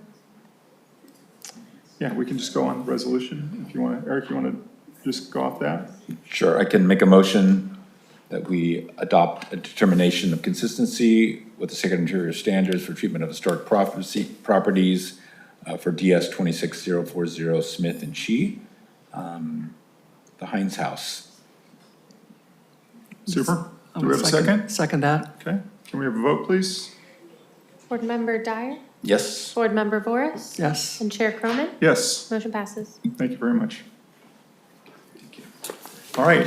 Is your gentleman here? Okay, perfect. Can we adjourn? Sorry? Can we, Yeah, we're going to take about a 5-minute break. And then we'll start with the next item on the agenda. I wasn't going to ask for it, but.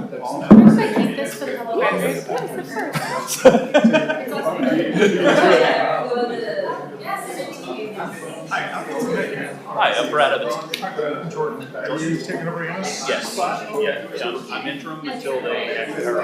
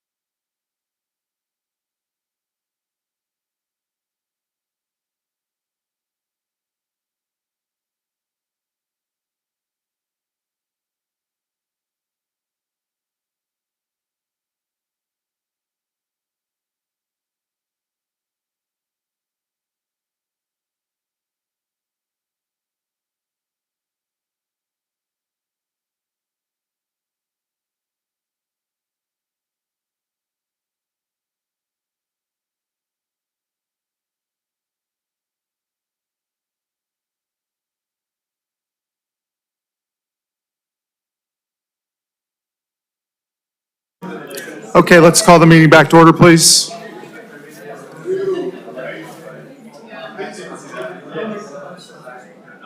If you can find your seats, let's bring back the,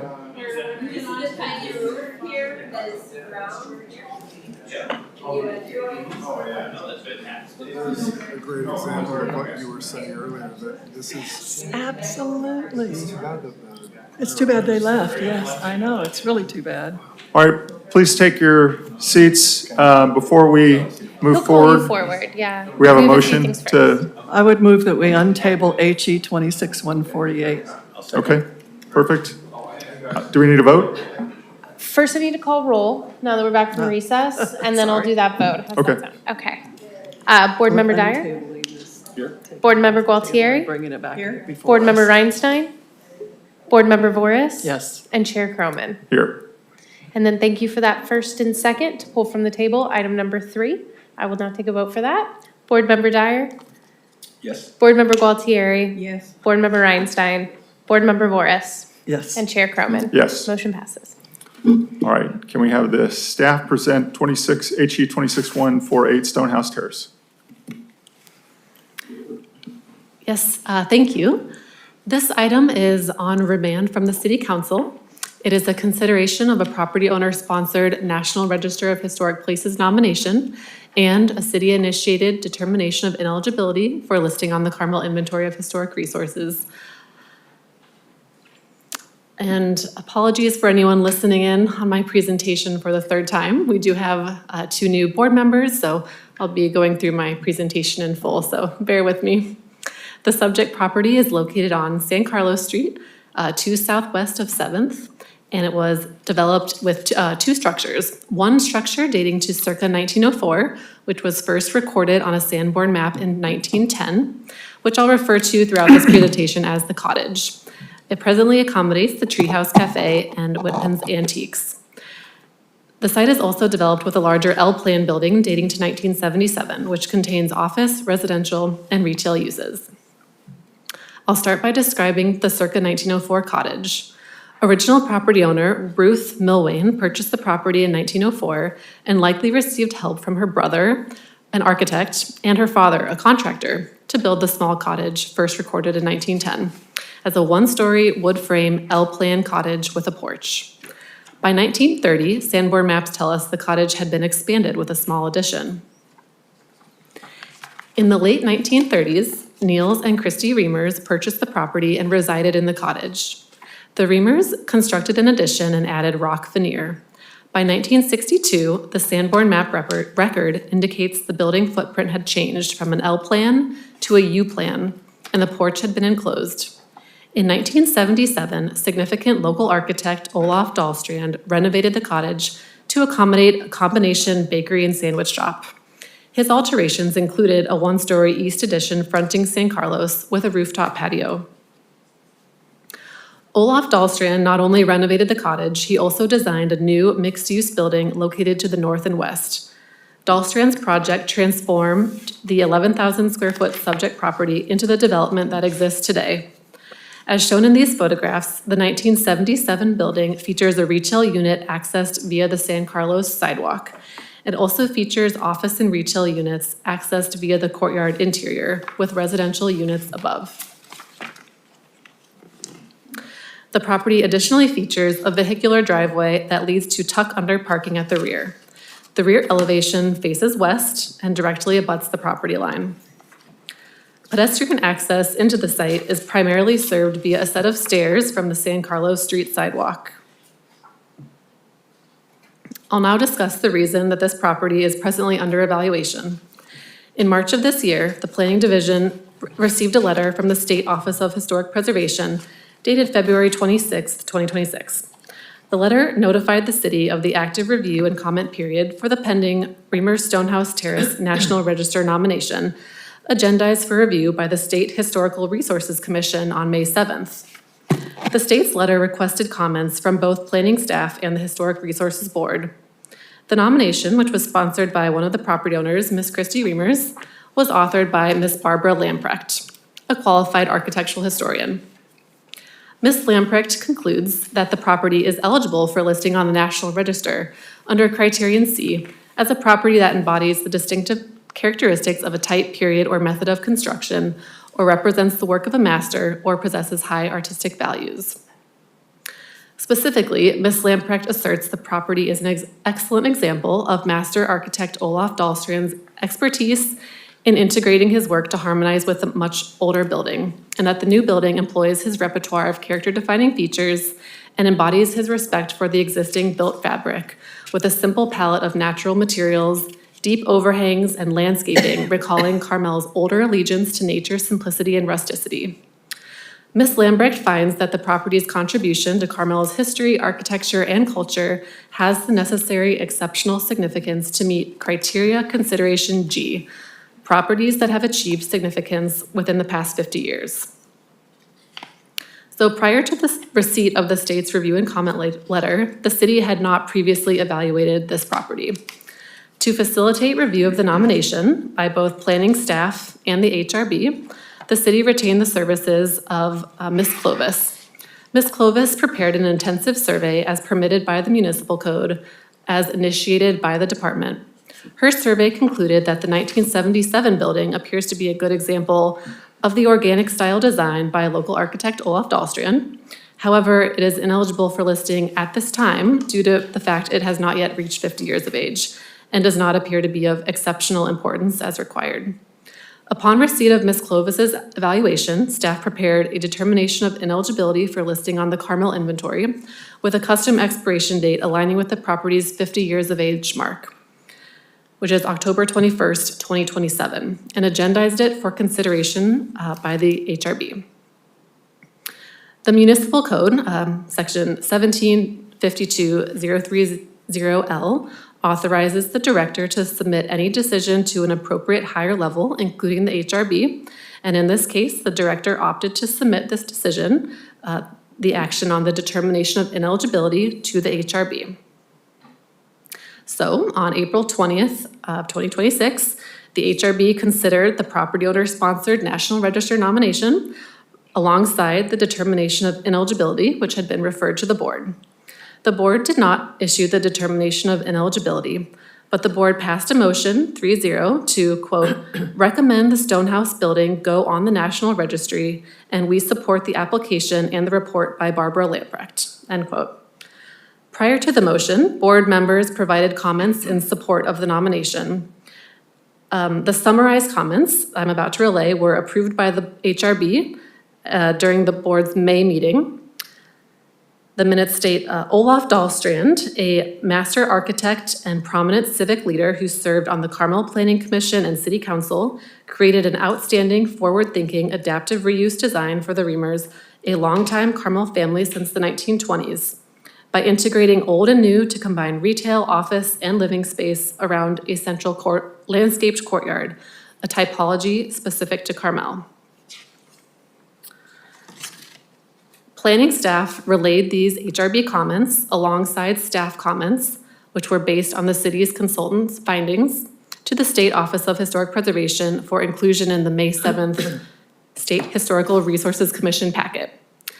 The state reviews and recommends nominated properties to the keeper of the National Register, and the keeper has 45 days to determine listing on the National Register of Historic Places.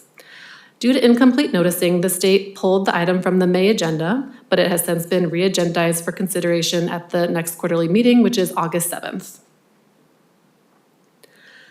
Following the April HRB meeting, Ms. Clovis prepared an addendum memorandum which responded to the HRB's requests for additional information, and it reaffirmed her independent conclusion that the property is not eligible for listing, either on local, state, or national registries at this time. Planning staff concurs with her assessment. Ms. Clovis wrote in her memo, the National Register nomination did not contain sufficient analysis to determine exceptional significance required for a property less than 50 years old. Specifically, it does not contain comparative context against other mixed-use commercial buildings with courtyards.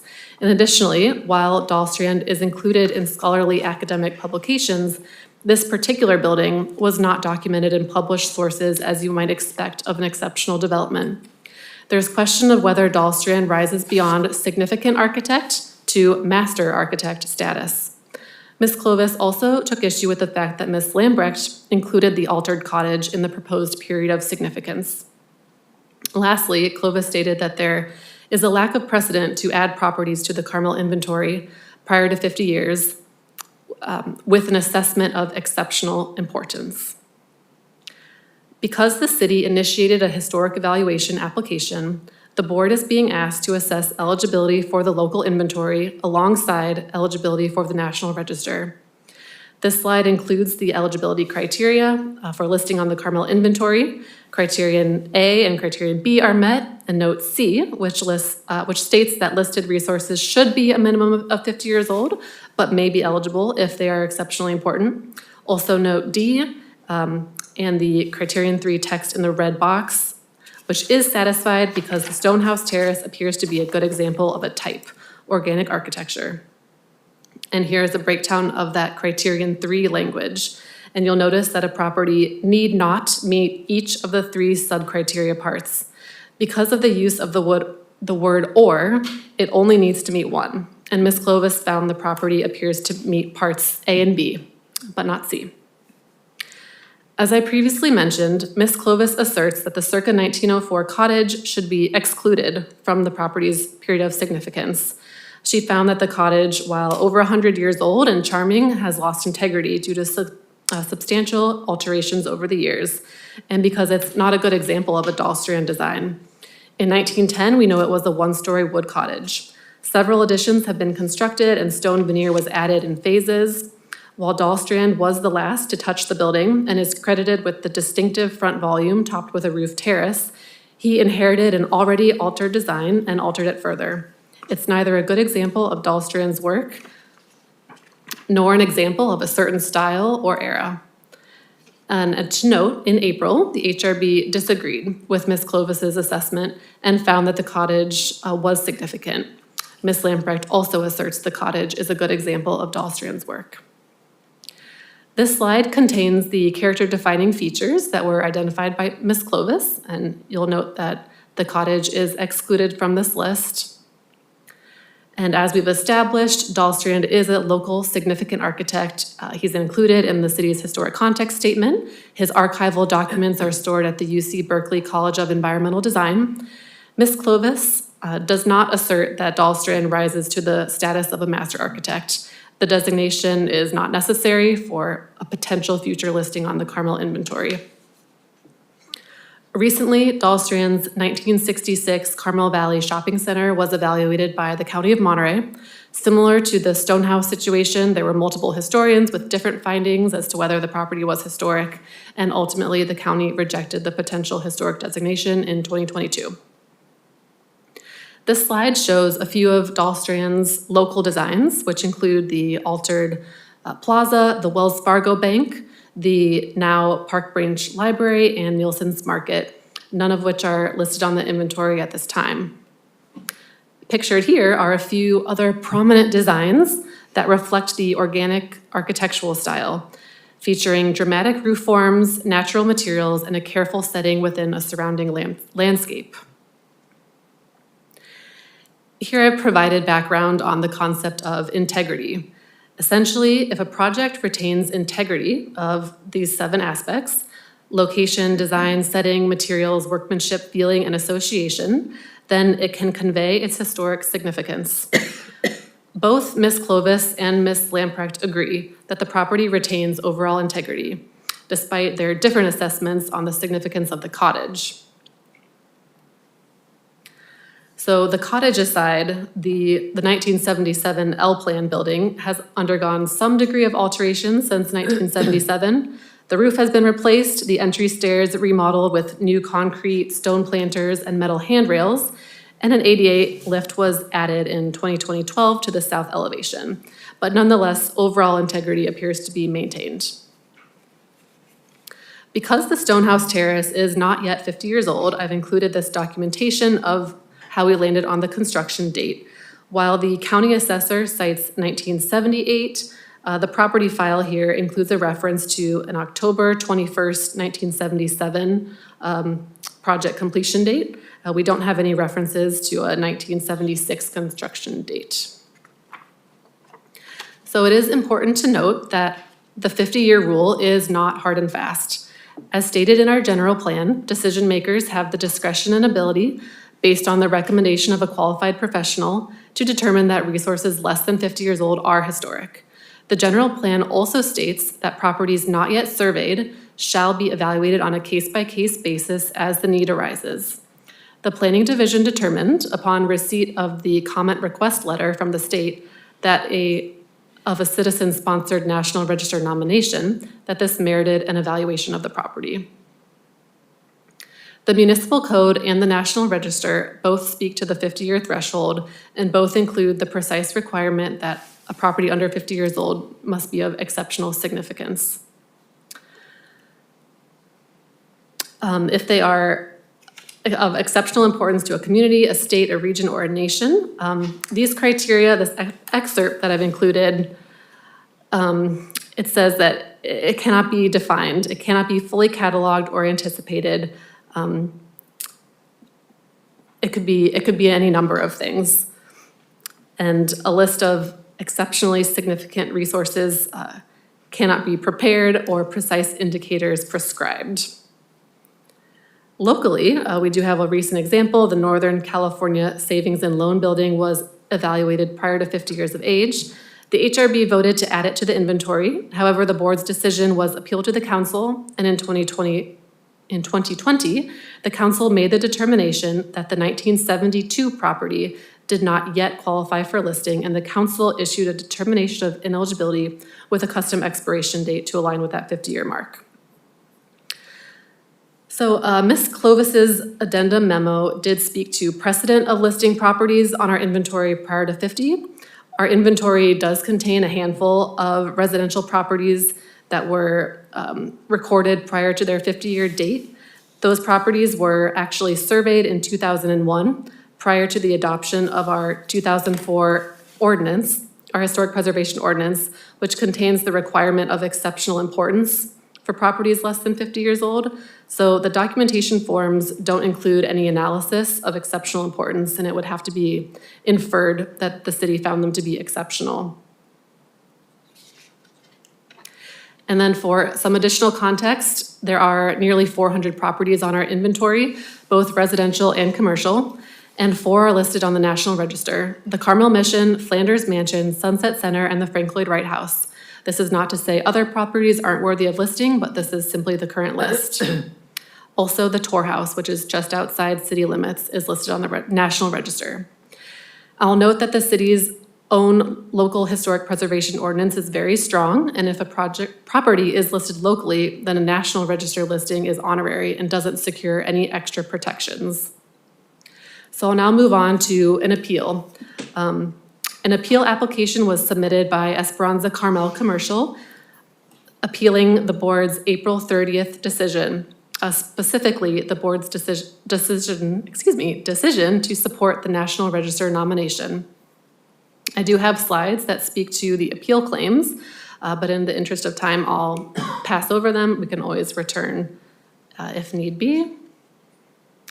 These are the appeal claims, but I'll get to the outcome, which was the council passed a motion not to adopt a resolution either approving or denying the appeal, and instead opted to remand the matter back to the HRB with the additional information that was provided at the hearing, mainly additional testimony and the addendum prepared by Ms. Clovis, and to direct staff to have the city's historic consultant do the requisite historic context and comparative analysis, specifically of courtyards in Carmel, and to authorize staff to write a letter to the state stating the direction. So at the direction of council, the city's consultant, Ms. Clovis, prepared an abbreviated courtyard context, which was provided as attachment 17.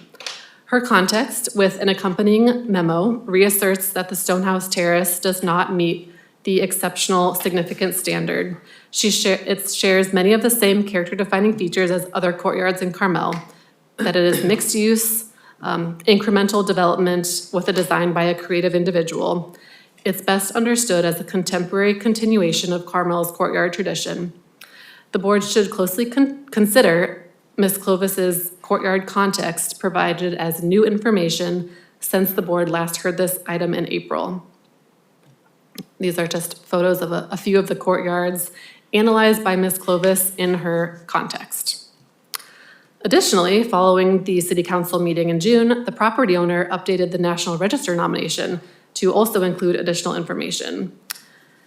The period of significance was revised to 1977, and staff called out the changes in attachment 19. And likewise, the board should closely consider this updated nomination, which it did not have in April. So the staff analysis on this application has not changed. The staff reports were linked, the previous staff reports from April and June were linked, and to wrap things up, there is a fiscal impact to this project cited here, and as well as the environmental review. Whichever action the board takes tonight, there's not environmental review impacts. And in conclusion, I've provided these two options for your consideration. We do have a great number of attachments and public correspondence associated with this item. We have people here tonight ready to speak. We also have the city attorney who is on the call. If the board has any further questions about why a historic evaluation was initiated in the first place, why city staff provided comments to the state, or any other legal matter. That concludes my presentation. Thank you. I have to commend the staff on doing a lot of great research and analysis, not just research, but analysis on this. So we appreciate that. Helps us make up our minds. Also, I just want to reach out to the lawyer to initially hear any thoughts you might have about conflicting legal issues. I don't see any conflicting legal issues. I think that the staff report has properly addressed all of the city's code provisions and how those apply to what's before you. I can certainly respond if there's any specific questions either now or as they come up during the meeting. Super, thanks so much. Okay, I open up to the board.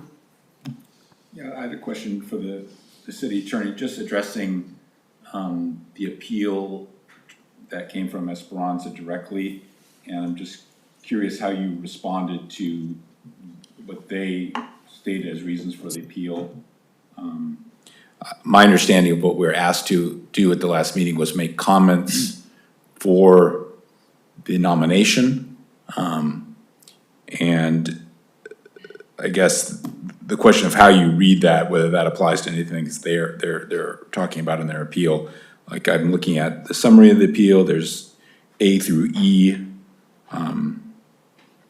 Basically, the HRB lacks authority to send a support letter, especially one that gives the reader the impression that a building will be in the future be listed as a historic resource. That's one question, since we are the HRB and we're asked to give comments, do we not have the authority to do so? That's one question, I guess.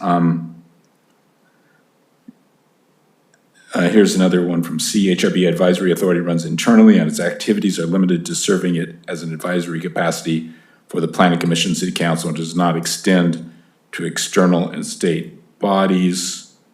Obviously, the HRB is not always advisory, but certainly to the Planning Commission.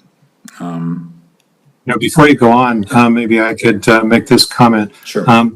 Those points of appeal were raised with the City Council following the HRB action. What's before you today is the remand of the matter back to the HRB for consideration of the additional information that the council requested. So that is what should be your focus today, is the consideration of the additional information and the two resolutions that are in front of you. There's no need to go through all the points of the appeal that were raised previously. Well, normally we're allowed to create resolutions on our own, so I'm just have to, I guess, review that. I don't think the City Council propose what resolutions we had to choose between? They did not. They remanded it back to the HRB for further consideration of the additional information, and that additional information has been provided to you in the staff report. Okay. So we have the additional, with that additional information, we can make a decision on whether to make comments to the nomination or not, or are you saying we're not gonna make comments to the nomination for the nomination to the National Register, and we're basically just talking about the eligibility for our inventory? I guess that's I can speak to that. Both resolutions include the option to submit comments to the state. Okay. So that's covered either way. Okay. So we may need your help again, but thank you. I'll be here. Okay. Okay. Catherine, you got anything? Not yet. Okay. Bobby? Tom?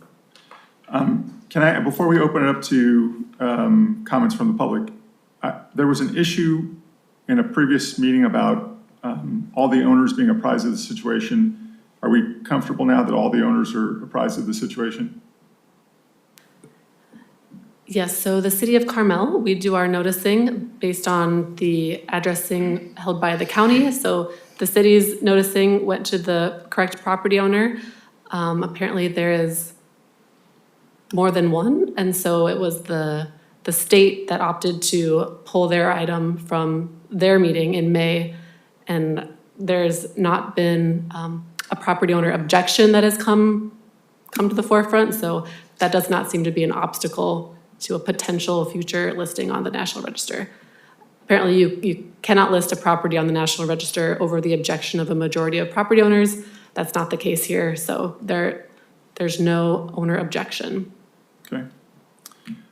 Okay, we will open it up to the public for comment. Does the owner or the owner's representative have a comment that they'd like to make? Hi, my name is Christy Ramers. So I have Pierluigi Sereno here, and I hired him to do the work that the city council had requested to further elaborate on my application for the National Register. I wanted to tell you a little bit about why working with Pierluigi Sereno has meant so much to me.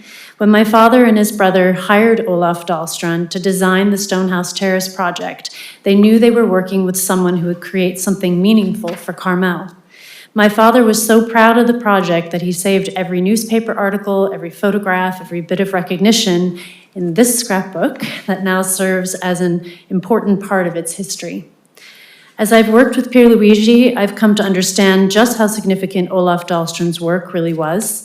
He's helped me see Stonehouse Terrace not just as a place that's been part of my family's life, but as part of Dahlstrand's larger contribution to the California modernism and to the architectural character of Carmel. It has made me even more proud of what my father and uncle helped bring to life nearly 50 years ago.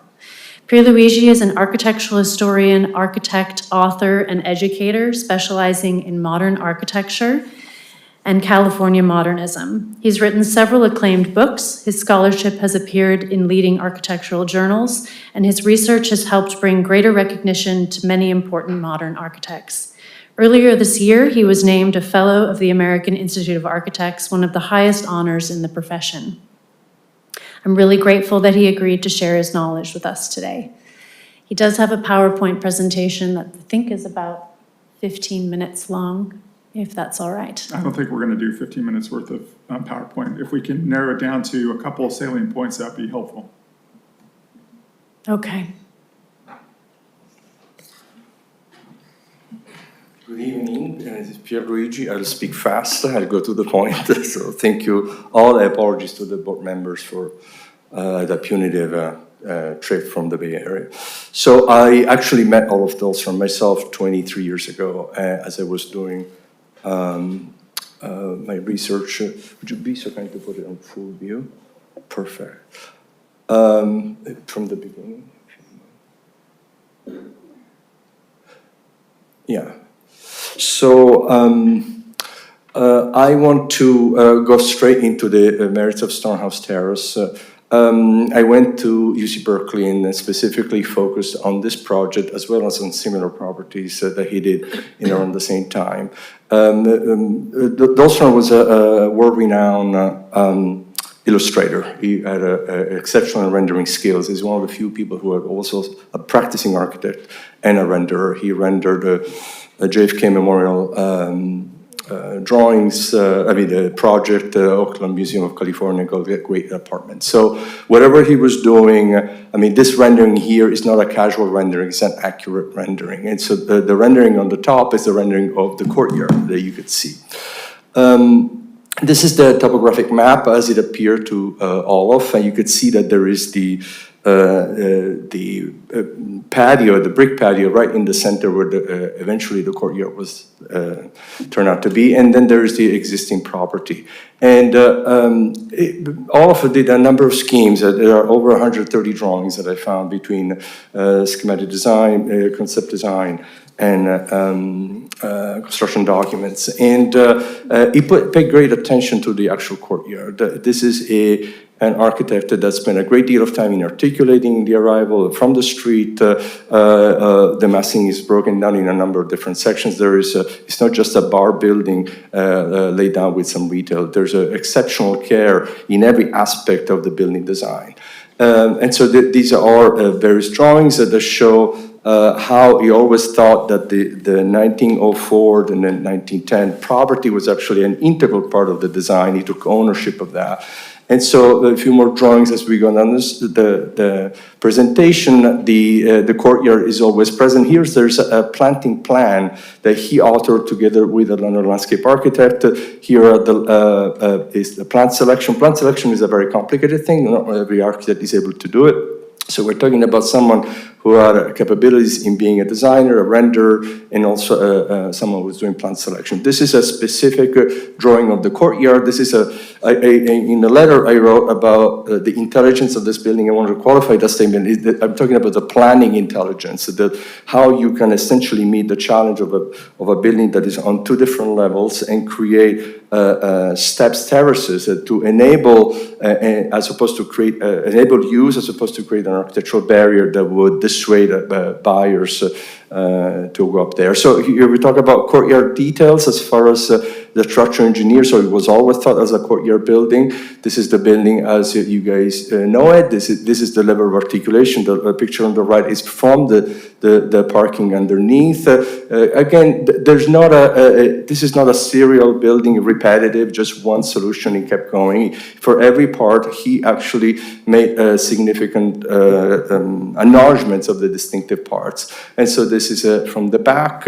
Now, the other courtyards in Carmel, you're certainly familiar with this website. This is something that also shows a Stonehouse Terrace. And so these courtyards are often landscaped, like Olaf's is.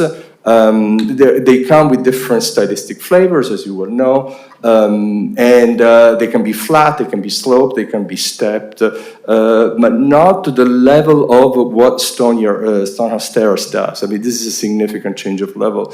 And also there's parking underneath, which is a big challenge there as well. It could be a pass-through, you can enter diagonally, so the porosity of the city is really what that texture is what Olaf was speaking about. And then it could be a cul-de-sac, it could be planned all at once, it could be planned as a result of two buildings coming together. So I offered some examples. So this is the building that he was doing at around the same time, the Neal building in Carmel. You see, it's a far more modest building, comparatively speaking, in terms of complexity. There are just 20 drawings. I mean, an elegant building, but nowhere near the level of stylistic rigor that Olaf offered for Stonehouse Terrace. This is another building around the same time. Same approach, very specific in terms of the level of definition of the rendering. And so more drawings, you see very simple, the 15 drawings, 20 drawings, nothing more than that. A few words about Master Architect. I write architecture books as part of my living also, And books are very complicated investments. It's just like buildings. Publishers want to make returns on the investment. So even great architects like Eric Mendelsohn, they don't sell, whereas Frank Lloyd Wright would always sell. So there will always be books on that. So all of the years in his various iterations in his life, met Frank Lloyd Wright in 1938 through a friend in Cornell and went to Taliesin East. That's where he spent quite a bit of time. So this is kind of in the background of the image of stone upstairs. Obviously, it's not stone upstairs, but the language, the level of articulation, the deep roof overhang, the void corners, and the kind of landscape element, the way it's broken down on the ground. That's those are elements you can see even on the left, elements of the language that can be directly traceable. Do you know that this is not a building, I mean, his work was not influenced by Le Corbusier or by Mies van der Rohe? It's absolutely crystal clear. So obviously it's a nuanced thing. He came to San Francisco and worked for Fred and Lois Langhorst up there on the left. Fred was a Taliesin fellow. He was the architect of record of the Maurice Shop, the building that was the kind of the precursor of the Guggenheim. And he replaced Roger Lee on the left, who became one of the most important mid-century modern architects of the Bay Area. So he took his place and worked for Fred for 2 years. And then, so he had his work, this house in particular, exhibited at the museum, San Francisco Museum of Art. You could see that he was very talented, was steeped into the Wrightian language. And then he had a heart attack at 34. He was married, he had 2 children. He said, I want to take it easy, I'm going to work for Skidmore. I work for Skidmore. It's another place to take it easy, but it must have been easier than working for Fred and Lois Langhorst. In the meantime, he did 7 buildings. He gave me this list. He was working as a project manager. So as I say in the report, I mean, the letter that I wrote, Don Olsen was also a project manager. Don Olsen designed the project, designed the College of Environmental Design. He was a very well-known designer. He trained many of the famous architects we know today. So he did this house, the Pierce house. On the right side, you could see structural calculation. So he was able to actually understand loads and things like that. So we are talking about an ordinary architect. I'm not saying he's super exceptional, but there's something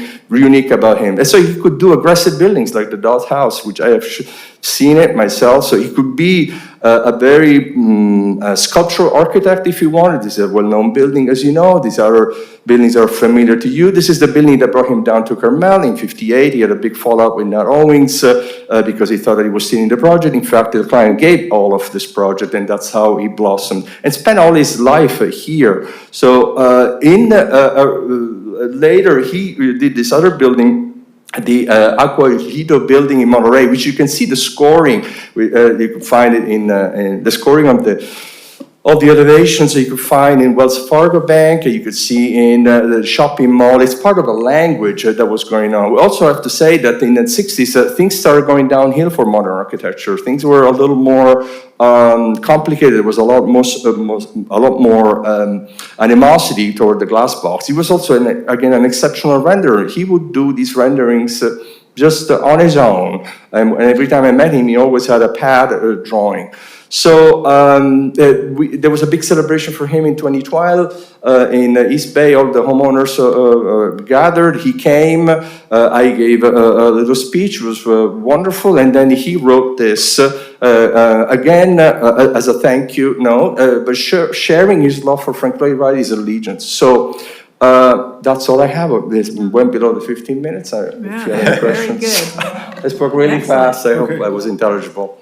It took us longer to read your letter than it did. Oh, thank you. Well, I mean, I went really deeper there, but thank you. So 8 minutes, 12 seconds. I very much appreciate your expedited version of that. Also, you know, we're obviously very honored to have some of your esteem here to help out, help us understand this process better.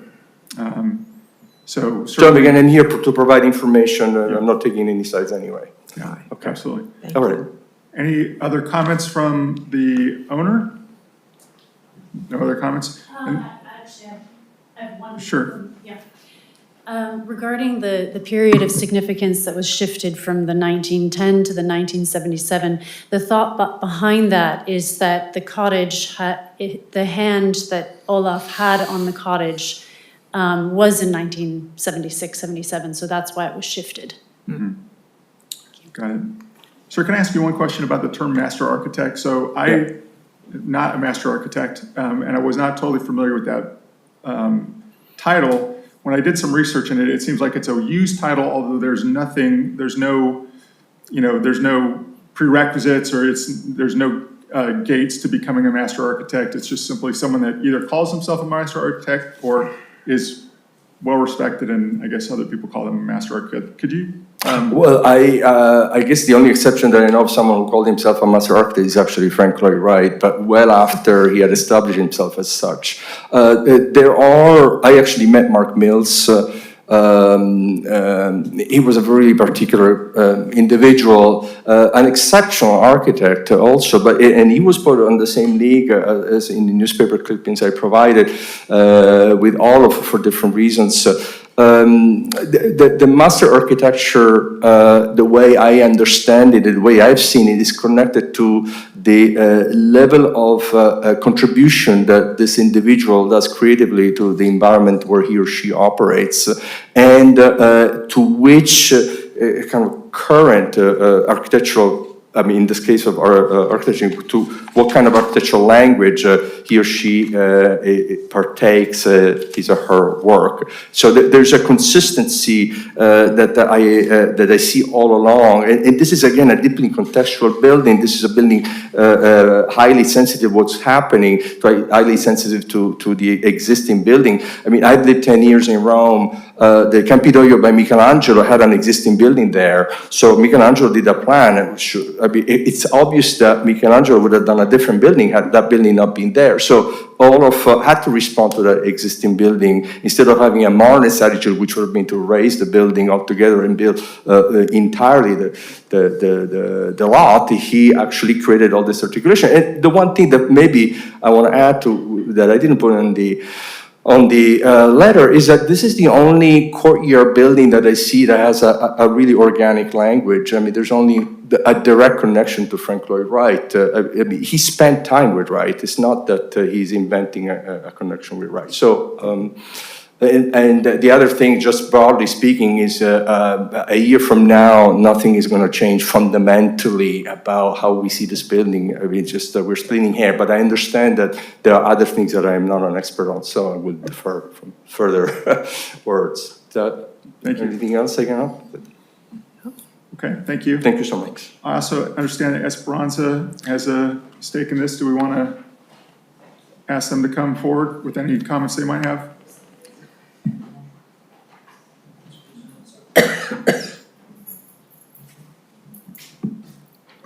Good evening, members of the board. My name is Joseph Navdo. I'm the project manager for Esperanza. We have two members of our team that's going to speak before you today. We would like to request 5 minutes each.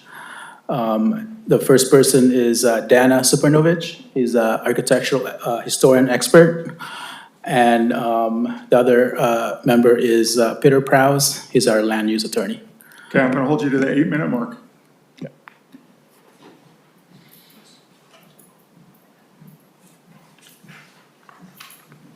Good evening, board members. My name is Dana Spernowitz, and I'm an architectural historian. I've been practicing in the field for about 50 years, more or less, and have had a firm or business that I own for the past 40 years. Little background, I've worked for the National Park Service. I've worked for the State Historic Preservation Office as a project review individual. I've worked for the Advisory Council, not directly, but helping them assist with the projects. And I've looked at hundreds of properties, if not thousands in California, modern, Victorian, adobes, et cetera, et cetera. So I have a broad experience. I've been fortunate to see a lot of different things. And I want to thank Catherine for the wonderful job she did on putting this whole thing together, because it is very complex. It's somewhat convoluted because there's a lot of difference of opinion, and some of it is subjective. But I was asked to take a look at the nomination and the original one, and that's what I did.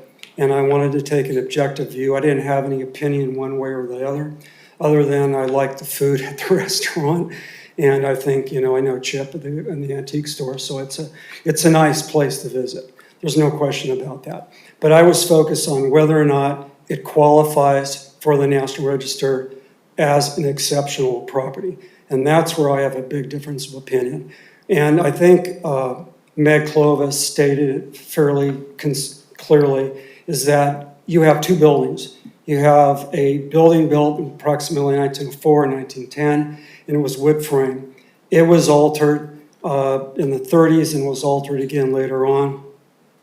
And then they applied Carmel stone or chalk stone to it to kind of, accentuate the characteristics of the walls and so forth. Dahlstrom comes along. I'm not sure what the family asked Dahlstrom to do, but it's pretty clear to change this into a commercial property, build another property next to it that's an L-shaped building, we all know. And generally speaking, when you alter a building that substantially, even though you've incorporated certain characteristics, it's very difficult to make a determination that that building is now a significant resource, whether it's in 1977 or prior. So we're really looking at a remodeled building. It's not, Dahlstrom didn't take the effort to maintain its character. There's an addition in the back, and there's that big bump out in the front. So it's much larger, much bigger. Is it attractive? Is it pleasing to look at? Do people enjoy it? Yes. There's no question about it. But does it elevate itself? If you omit that building, you have another building that's built in 1977. And in my opinion, that's the least important property within that parcel. That building, if you look at the west elevation of that building, it's concrete block, it's very mundane, there's not a lot of architectural elements that I would consider to be a character-defining feature. And, I think my sense is Dahlstrom was working with what was there. There was a older building, much smaller building, and there was another parcel, or part of the same parcel. I guess they were combined.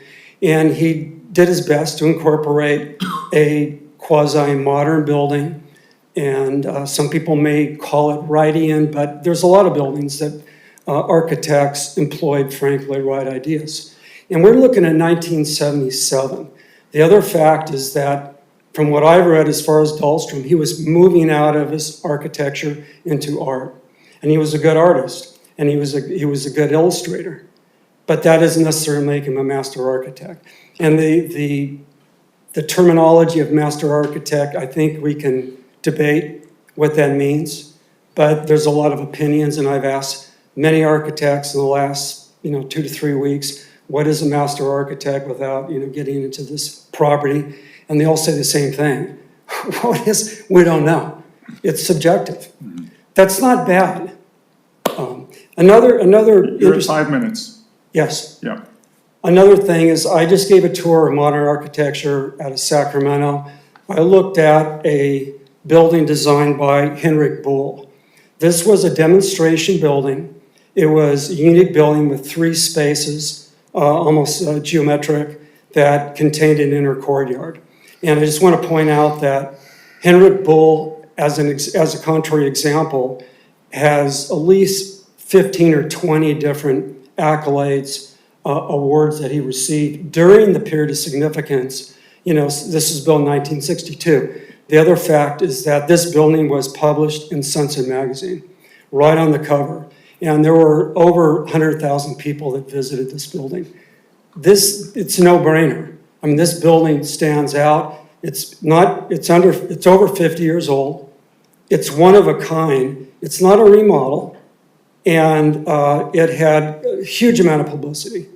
And the idea was to encourage people to come and see it. The case study houses in the Bay Area are another great example. Estanza talks about those, and they were designed as demonstration houses. Eichler was involved. But the point is that these architects, and I'll name Cliff May as another, Eichler, Ashen and Allen, are written up. There's an extensive amount of research and accolades and awards that you can look back and say, yes, these people had a profound influence on the history of architecture, particularly modern architecture in California. And I don't see this with Dahlstrom, although I think he did some really great projects. I don't think this is his best project. I think it's an interesting project, it's attractive, and it fits in with the city of Carmel, but. Okay, thank you.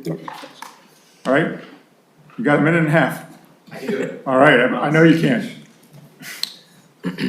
Good evening, members of the board, Catherine. My name is Peter Prowse. I'm the attorney for Esperanza Carmel. I'll be very brief. I want to just make one practical point, which is that even if you accept that this 49-year-old building is exceptionally important and historic, and not just merely derivative of Frank Lloyd Wright, we perceive, rightly or wrongly, that the only reason this is coming to you now in year 49 rather than year 50 when a different standard would apply, is that it appears to us anyway, that the owner may hope that a historic designation of the west elevation, could you put the west elevation up? IT, could you share my screen, please? Will throw a roadblock into the project by Esperanza right next door that goes to the Planning Commission within just a few weeks. The west elevation, when it comes up here, is at the back of the building. It abuts and overlooks a parking lot. It's not part of the courtyard that was part of the remand that's before you today. If the building is designated historic, we would ask that you make clear that that west elevation is not a contributing factor.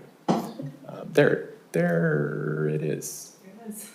That's the west elevation overlooking a parking lot. That's all. I think I made it in your time. Thank you very much. Can you just restate that, please? Yes. If you find that the building is historic, we'd ask that you make clear that the west elevation is not a contributing element to that designation. Thank you. Thank you. Do we have other members of the public that would like to speak?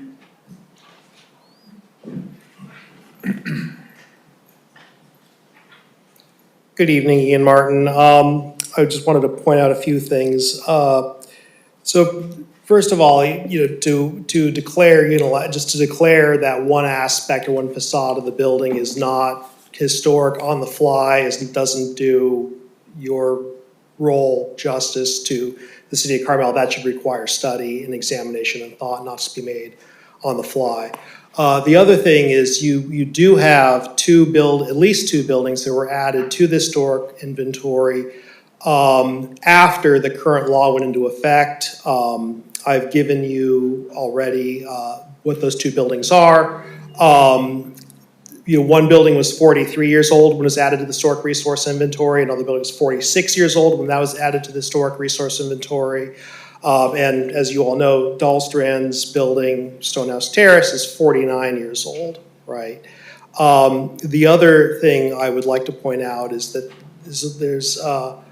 as one of Esperanza's representatives tried to undermine Dahlstrand's reputation as a whole by saying that because Dahlstrand's papers were donated to the University of California, Berkeley College of Environmental Design Archive, he did not support the fact that he's a master architect, right? Rather, had they been purchased by the archive, that would change the equation. Well, the thing is, Charles Sumner Green, who's among the premier greatest American architects of all time, his papers were donated to the archive. I forwarded you all an email I received from the Environmental College, EDA, Environmental Design Archive, about 4 years ago, saying what their criteria were. They say they really don't have any criteria, but space is very limited. And when they're looking at ingesting something into the collection, they assemble a team of scholars and academics to review it because they are, as they say, very selective about what they ingest because they simply do not have the room to hold everybody's papers. So the fact that Dahlstrand's papers are there at the archive along luminaries like Charles Sumner Green or Bernard Baybeck does tell you something about the caliber of architect that Olaf Dahlstrand was. And of course, so it is very consistent with the idea that he is indeed a master architect. So thank you all for your attention. Thank you.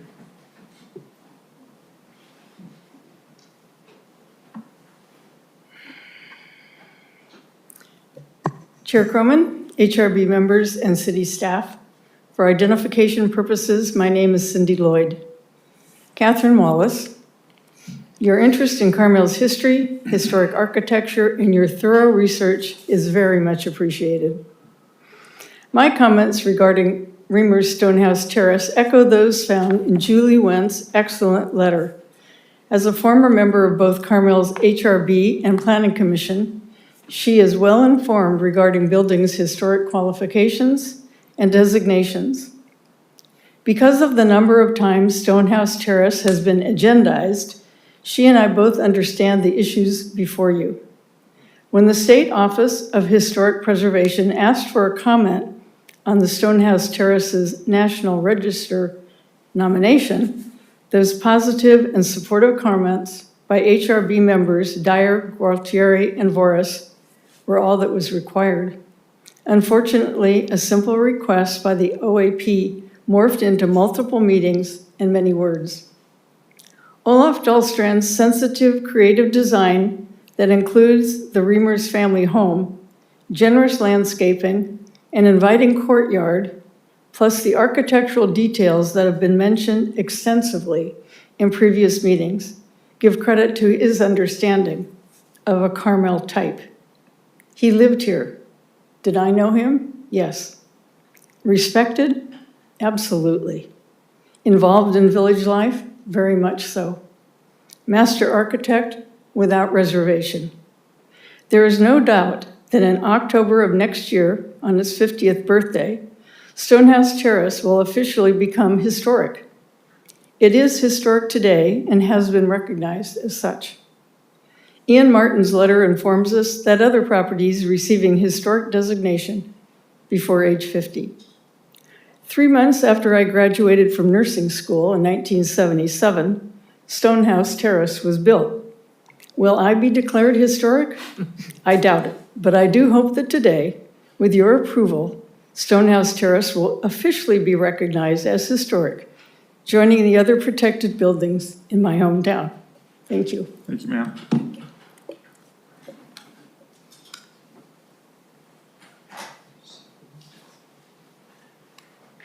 Do we have any other members of the public that wish to speak?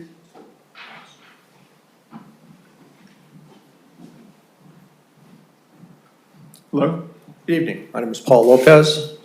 I had a slide presentation, perhaps, Catherine. Oh, okay, great.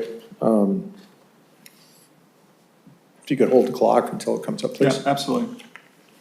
Actually, reset it. Thank you. Okay.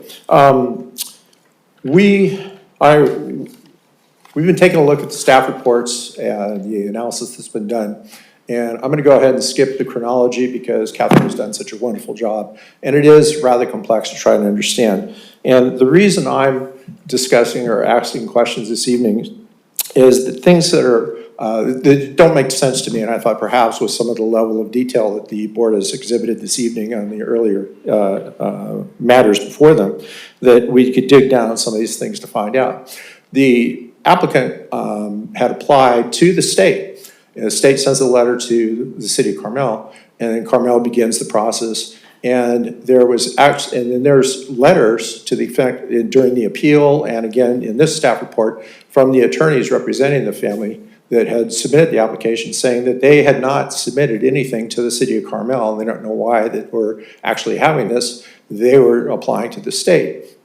And so the question I came up with is, well, why would the applicant not want to have City of Carmel approval for the HRB board? And yet they applied to the state and asked them. So it just doesn't make sense to me that you would apply for the state, but you say ignore the community where the building is located, where you think you get much more positive reaction. We have not seen any proof that the ownership issue has in fact been resolved. Yes, it was discussed earlier, but as you have drilled down on the authenticity of other documentation, I think that would be an important thing to do. I don't think that the building should be listed until it reaches its age of 50, and at that time there could be ample discussion about whether or not the architect is considered a master architect or if the building is in fact exceptional.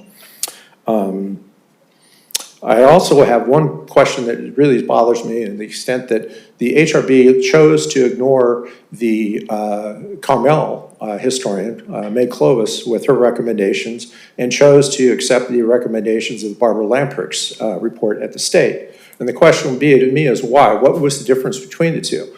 I think it's obvious that there may be a conflict to the extent that Barbara Lampert's testimony that was provided in front of the Board of Supervisors just 4 years ago in '23, where she in fact said he was not a master, would be an awful conflict of trying to figure out how do you reconcile a report that never described any information as to why she changed her mind, nor have we heard any discussion from any of the board members about why they chose to ignore the recommendation of their own historian and chose to accept the recommendation of the state historian.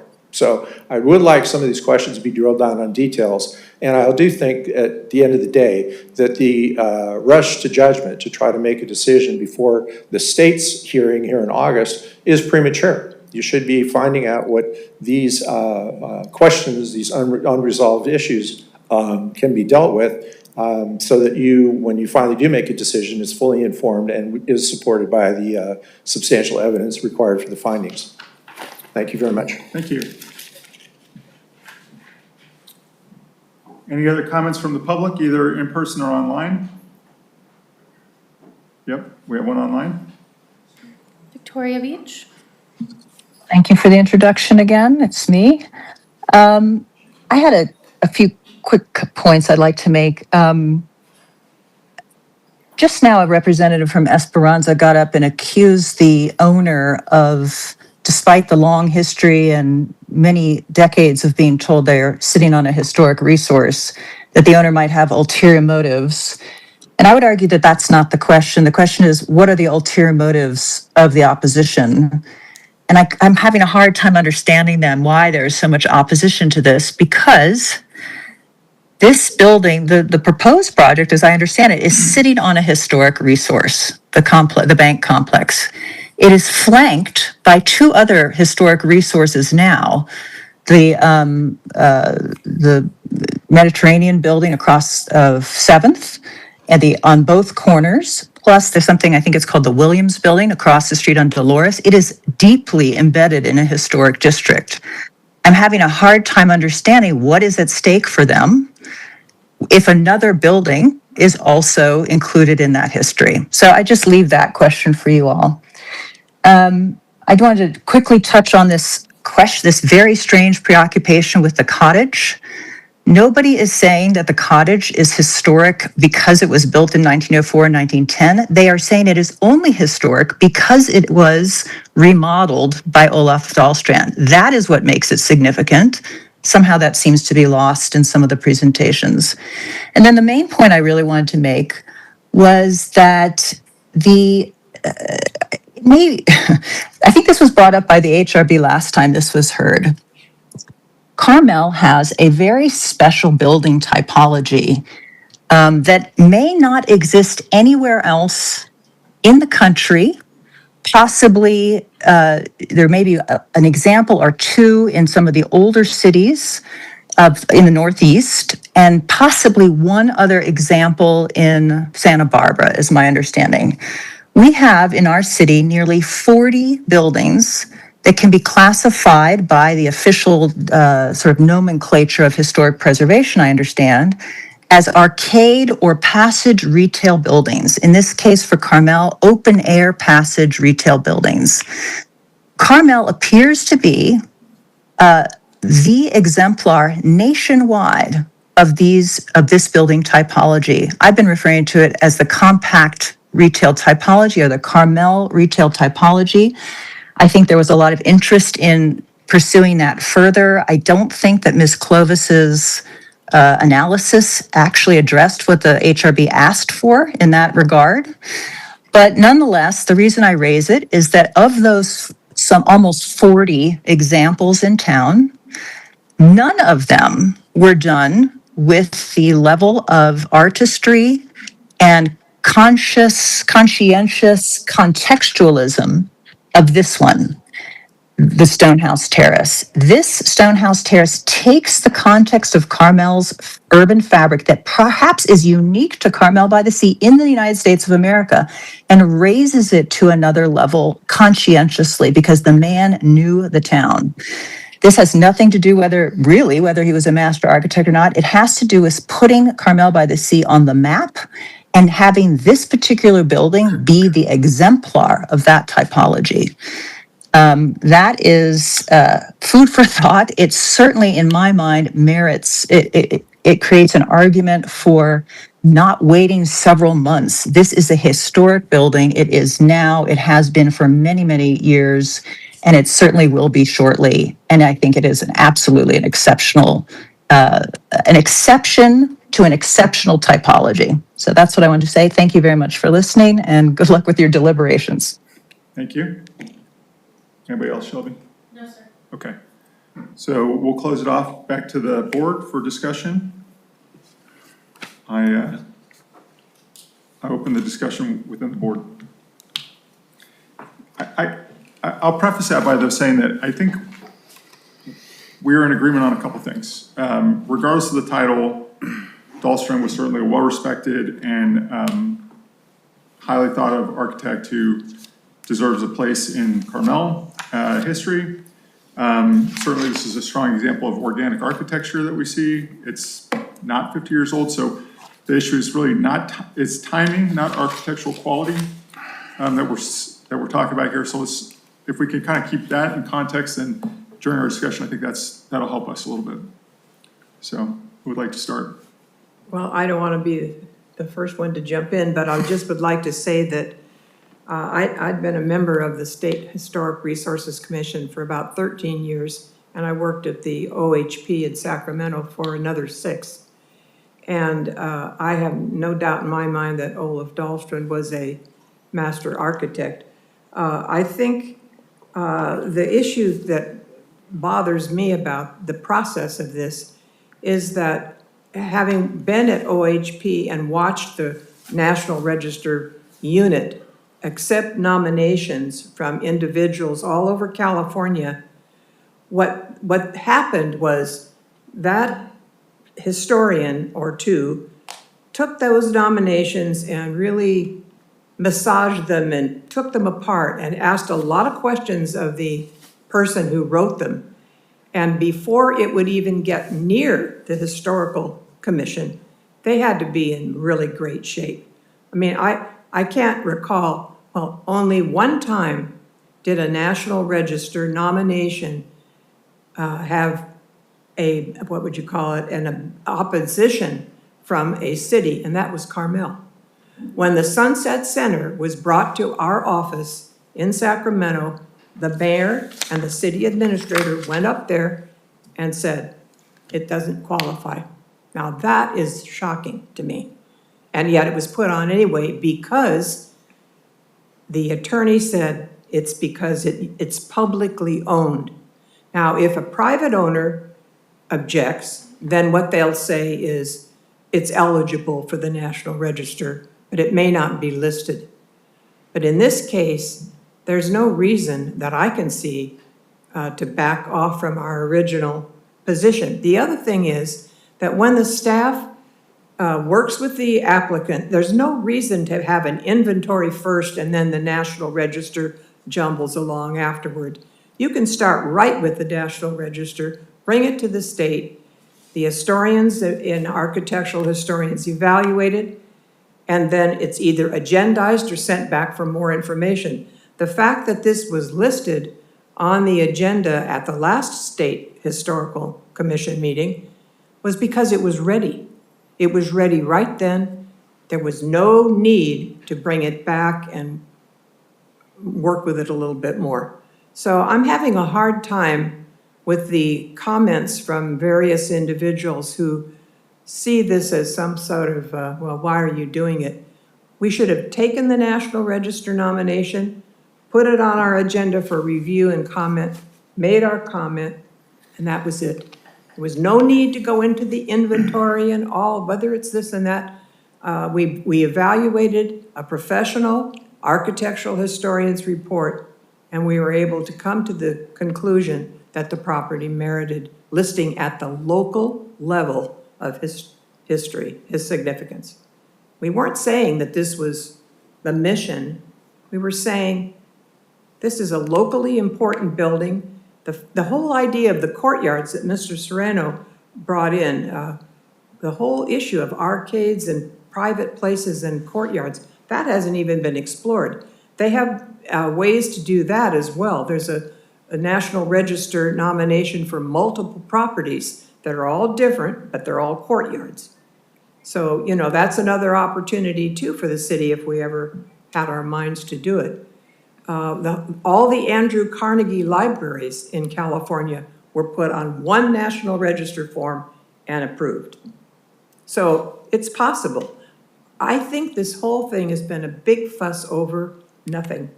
That's my opinion. I think the fact that we made a decision last time, we made our comments, and then it becomes appeal. I know there's a process, but to me, we're really wasting our time. It's as significant today as it was a month ago. That's all I have to say. Okay. Yeah. Let's see. Okay, you have some things to say? Yeah, I think it'd be interesting to start with addressing some of those first issues. One of which we were just kind of questioned about how we chose the Lamp report over the Clovis report and not our own historian. I think it's because this board is pretty powerful in terms of, I've been on it for probably since 2006, on or off. Been a local architect. Catherine's been in the State Historic Preservation Office and an historian for a long time. Bobby owns one of the most historic homes in the city of Carmel and knows the process so well. So I think you have a very independent-minded board that can make their own decisions and evaluate the information in a professional way. So it's not a personal thing. We admire Meg Clovis in many of her reports and respect her, and we just had a different disagreement about how we perceive this building. So I just want to make that clear. Secondly, to address, because I kind of agree with Catherine about how this kind of exploded based on people's perceptions one way or another about motivations and how it could affect them, and based on a project that Esperanza is doing not next to it, but in the rear of it.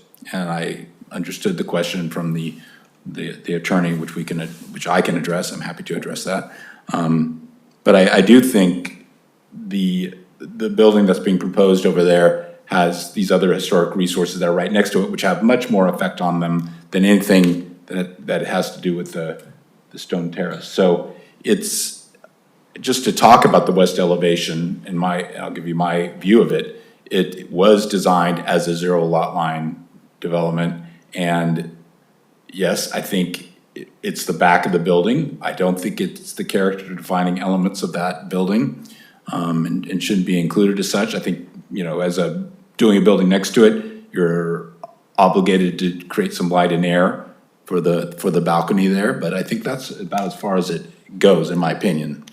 Now, in terms of the building itself, I think, you know, we came here because the council wanted to evaluate the new information that came to us. I think the more as I delve into it, the more I am actually impressed by this building. One of the things, it is this 50-year rule because it's at the 49th year of its existence since it was completed. It's after 50 years since it started designing. I think there was a fairly uniform consensus that it was a significant building for Carmel and is eligible for the historic inventory. The question is whether it is exceptionally significant per the different rules we apply to that. One of the things we look at, and obviously the historic code in Carmel is very much based on the state historic preservation law. And as the California Register looks at the 50-year rule. They say a resource less than 50 years may be considered for listing if it can be demonstrated that sufficient time has passed to understand its historic significance. So I think that's an important thing to consider, because we feel like this threshold oftentimes is viewed as this, you know, it suddenly becomes, it's not significant, then it is significant, just because until you get to that few seconds over the line, which is kind of a ridiculous idea, right? I think as time progresses, the historical significance of structures becomes more and more evident. Going back to the issue of the items, the houses that were on the register before they were 50 years old, which I do distinctly remember back then. There were houses designed by Clarence Mayhew and William Worcester, some of the most significant modern architects, mid-century modern architects. And so naturally, those would be included as exceptional. So I think that would, even if they were reviewed under that new criteria, later on, they would be accepted as such. And in this case, I think one of the obligations we have as an historic resource board is to look at how to preserve these excellent, exceptional examples of our built environment from the different areas of the community's development. So I think we looked at it when we talked about the 7th and Dolores building. It's like showing these important buildings from these eras that are deserving to be kept and preserved. And I see this as one of them. I mean, I think it's the nature of the typology, the commercial courtyard typology, which is this wonderful continuation of what Clovis did a wonderful job showing analyzing these different courtyards over time. I guess I would disagree with her in that this is the 1970s expression of that. And not only is it that, it's also this deft design relating it to an older structure. So the way he's relating old and new in a city and in this small little property is really what I think makes it so exceptional, as well as it's a good example, an excellent, exceptional example of the organic style. And it is, also the only example of that as a courtyard building. So my opinion is, since this is not where we kind of intended to end up, but as you look deeper into it and you analyze where it is, you see that it's 49 years old. You can now see clearly its historic significance. I think we can make the case that this is an exceptional example of this style, this typology, and is deserving of our historic inventory. And that being said, I don't think that has anything to do really with what the Esperanza project is doing at all. So, yeah, that's my opinion. Okay, thank you for that.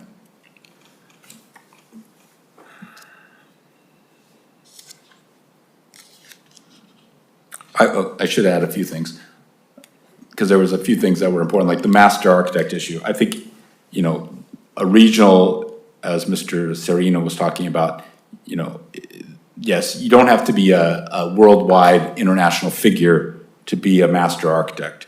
Olaf Dahlström, and I would include this building as one of them, has created some of the best buildings in Carmel, and that exceptionalism makes him a master architect for our local community. So I would put him at that level. Certainly the Wells Fargo Bank and this are probably his best buildings and are both exceptional. I would just add the period I had one question comment to that. Yeah.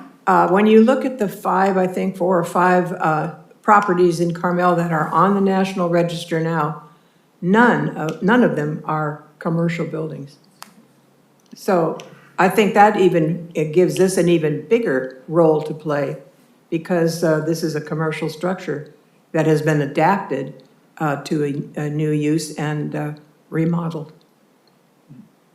I also just wanted to make a quick comment. I think it's been talked about today as well, that it's clear that, yes, the period of significance as defined in the DPR form should not include 1910. That building certainly was altered, but it is how he altered it that makes the whole of the property significant in my mind.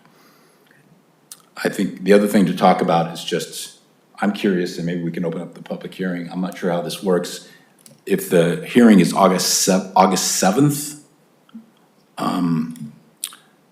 you know, whatever decision we make here is likely to be appealed, which is likely not going to happen, very unlikely to happen even at the August meeting. So I don't know if the staff has some comments about that. I don't know whether if that appeal goes through, whichever, you know, from whichever side, whether that meeting can be continued or whether this is all kind of again, kind of a moot point we're talking about.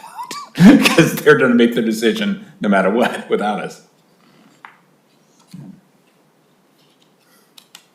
Yeah, good points. I mean, so I think we go back to, you know, what we start off with is, you know, it's a issue of timing, not an issue of quality or eligibility. And so we certainly have options to make an exception and add it, to not make an exception and deny it, or I'm not sure what we're going to get to further delay this. I mean, I don't think we're going to get a lot more information than we have now. So I would recommend that the decision that we make going forward is the decision that we stick with. I also don't think it's, you know, I don't want to take a lot more city council time to keep reviewing things for us. So I'd say I have a lot on their plate. And I don't know what the other board members are planning on doing, but I think one question is, if it was deemed, if we did make a decision to accept it as eligible for the historic inventory and adding it to the inventory, maybe staff could talk about the process of that. I think, again, with all due respect to Meg, you know, she clearly, you know, if the decision is to put it on the inventory, she obviously disagrees with that decision. So she's disagreeing with the majority of the Historic Resources Board. And I don't see a lot in there that talks about what we kind of talked about in a revised DPR. So how would staff look at, I mean, do we bring in another historian to do that DPR or to place it on the inventory, or how do we handle that? So attachment 2 is a resolution to list the property. And there is Exhibit A, which is the recording that staff files with the county, and then it's on the inventory. So no, we wouldn't do, normally everything on the inventory has a DPR. Last, in April, you spoke of wishing to connect the Lamprecht report to a potential recording. So you would say, we are listing it on the National Register based on Miss Barbara Lamprecht's report. Okay. That's She provided that's the DPR form that's both already the DPR completed. she provided a DPR form and the National Register form, so you can go with her DPR form. And what about you, Jordan? These two are ready to vote one They're way or ready to the other. vote? Yeah, I think I'm ready to vote. Okay. So do we have a motion? Well, do you want to try it, Eric? I'll go to the, So yes, we are going to be looking at attachment 2, a resolution for listing on the inventory. And I would like you to scroll down to page 4 of that document where it says the Historic Resources Board makes the following findings and determinations. And number 2, you are making findings regarding exceptional importance.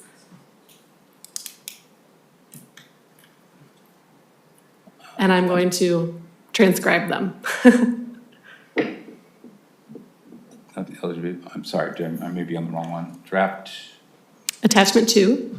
okay, that's it, isn't it? Draft resolution. Draft resolution, yeah. Okay, and then I look for, see what I'm looking at. So we're making a resolution. I guess it's just this part. Yeah, let's see. And so the findings for Resources Board, 2 and 3 can be the same, but I do want the specifics, please. Okay. So we're making a resolution to accept the Reamer Stonehouse Terrace onto the historic inventory of Carmel. And I'm sorry, this is the findings are on. Okay. So we're requesting, what are the findings regarding the exceptional importance? Okay. And then what are the comments you wish to convey to the state? And those can be the same, if you wish. Okay, so one is, it is an exceptional expression of the commercial courtyard typology of Carmel from the 1970s, and an expression of the organic architecture of a master architect. One more time, please, a little bit slower. Okay, sorry. It is an exceptional example of the commercial courtyard typology of Carmel from the 1970s, and in the organic style of a master architect, Olaf Dahlström. Its period of significance is 1977. Additionally, is an exceptional example of a building, a new building integrating with an old, with landscape and courtyards.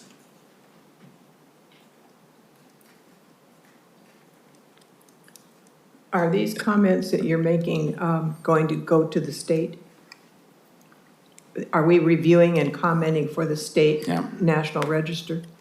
Too? Would they be the same? I guess they can be. They could be. It's entirely up to you. Yeah, I think you're making the case. And it's an exceptional example showing the architectural development of the city.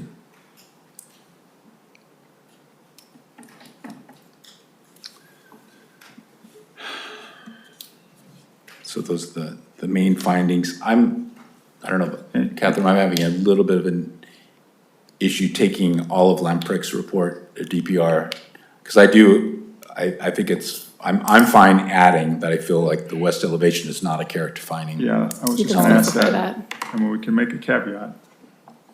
I think that'd be helpful to the state. Yeah.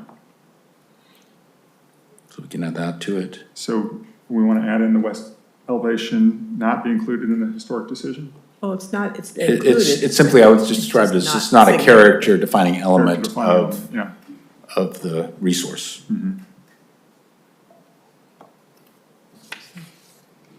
So is that your motion? I think that's it, unless anyone wants to. Can you read that add back, anything. Catherine? Yeah, that's probably a good idea. I can. Thank you. It is an exceptional example of the commercial courtyard typology of Carmel from the 1970s in the organic style by master architect Olaf Dahlström. The period of significance is 1977, and it is an exceptional example of a new building integrating with the old, landscaped. Might have missed one word about landscaped, with a landscape courtyard. Integrating landscape. Exceptional example of a new building integrating with old. And integrating a landscaped courtyard. Let me see the best way to put the sentence. I think it's simply that it's an exceptional example of an old building, a new building integrating with the old. Using landscape and the courtyard typology. Using landscape and the courtyard typology.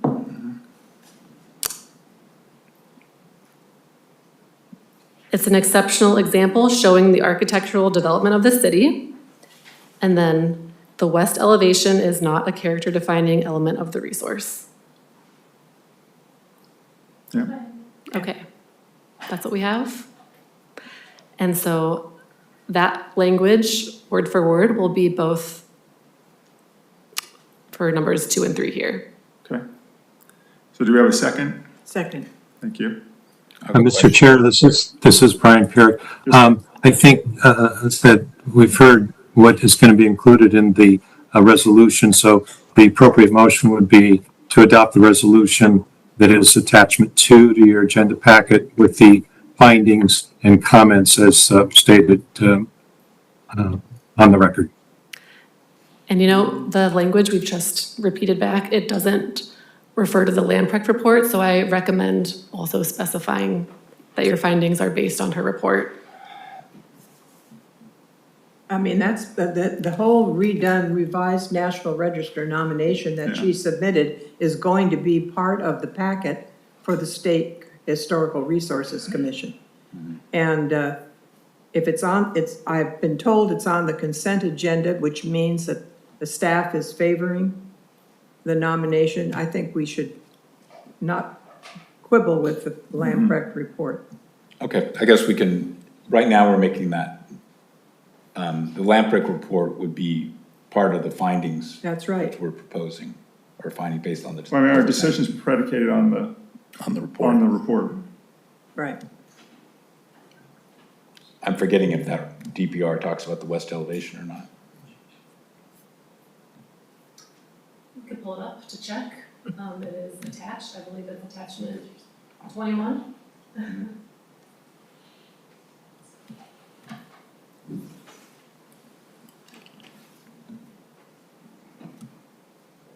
Shelby, if you wouldn't mind. Could I ask a question, Chair? So are you adding the report by Lambrecht to the resolution? And if so, what language are you proposing to add to say that? I think we say the current decision is predicated on the findings from that report. And that would go in under the findings and in comments. Is that right? Are you happy with that? Mm-hmm. It's your motion. Yep. I'm just concerned if we're contradicting the report at all by saying, talking about this. Yes, I think that's correct. You could also say reports plural, so it would cover this report and the National Register report. They're the same in two different formats. Okay. And if you're worried about contradiction, you could add a qualifier that would say, except as otherwise stated in these findings. That's fine. Thank you, that's good. Okay. Okay, and we have a second? Yes. Okay, can we have a vote, please, Shelby? Board Member Dyer? Yes. Board Member Gualtieri? Yes. Board Member Reinstein? Yes. Board Member Voris? Yes. And Chair Croman? Yes. Motion passes. Thank you. Good. Thank the group in attendance today for your interest in this matter and for your great comments to help us make a decision. Thank you for that. Yep. Okay, wow. Time to go to bed.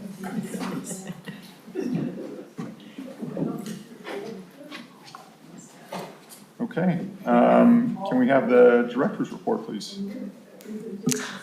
No announcements from me, other than formally introducing Brad Evanson as the interim planning and building director. And I believe I've met most of you, so good to be here and good to be part of the process. Yeah, we're happy to have you. Thank you. Came to a good meeting. I did.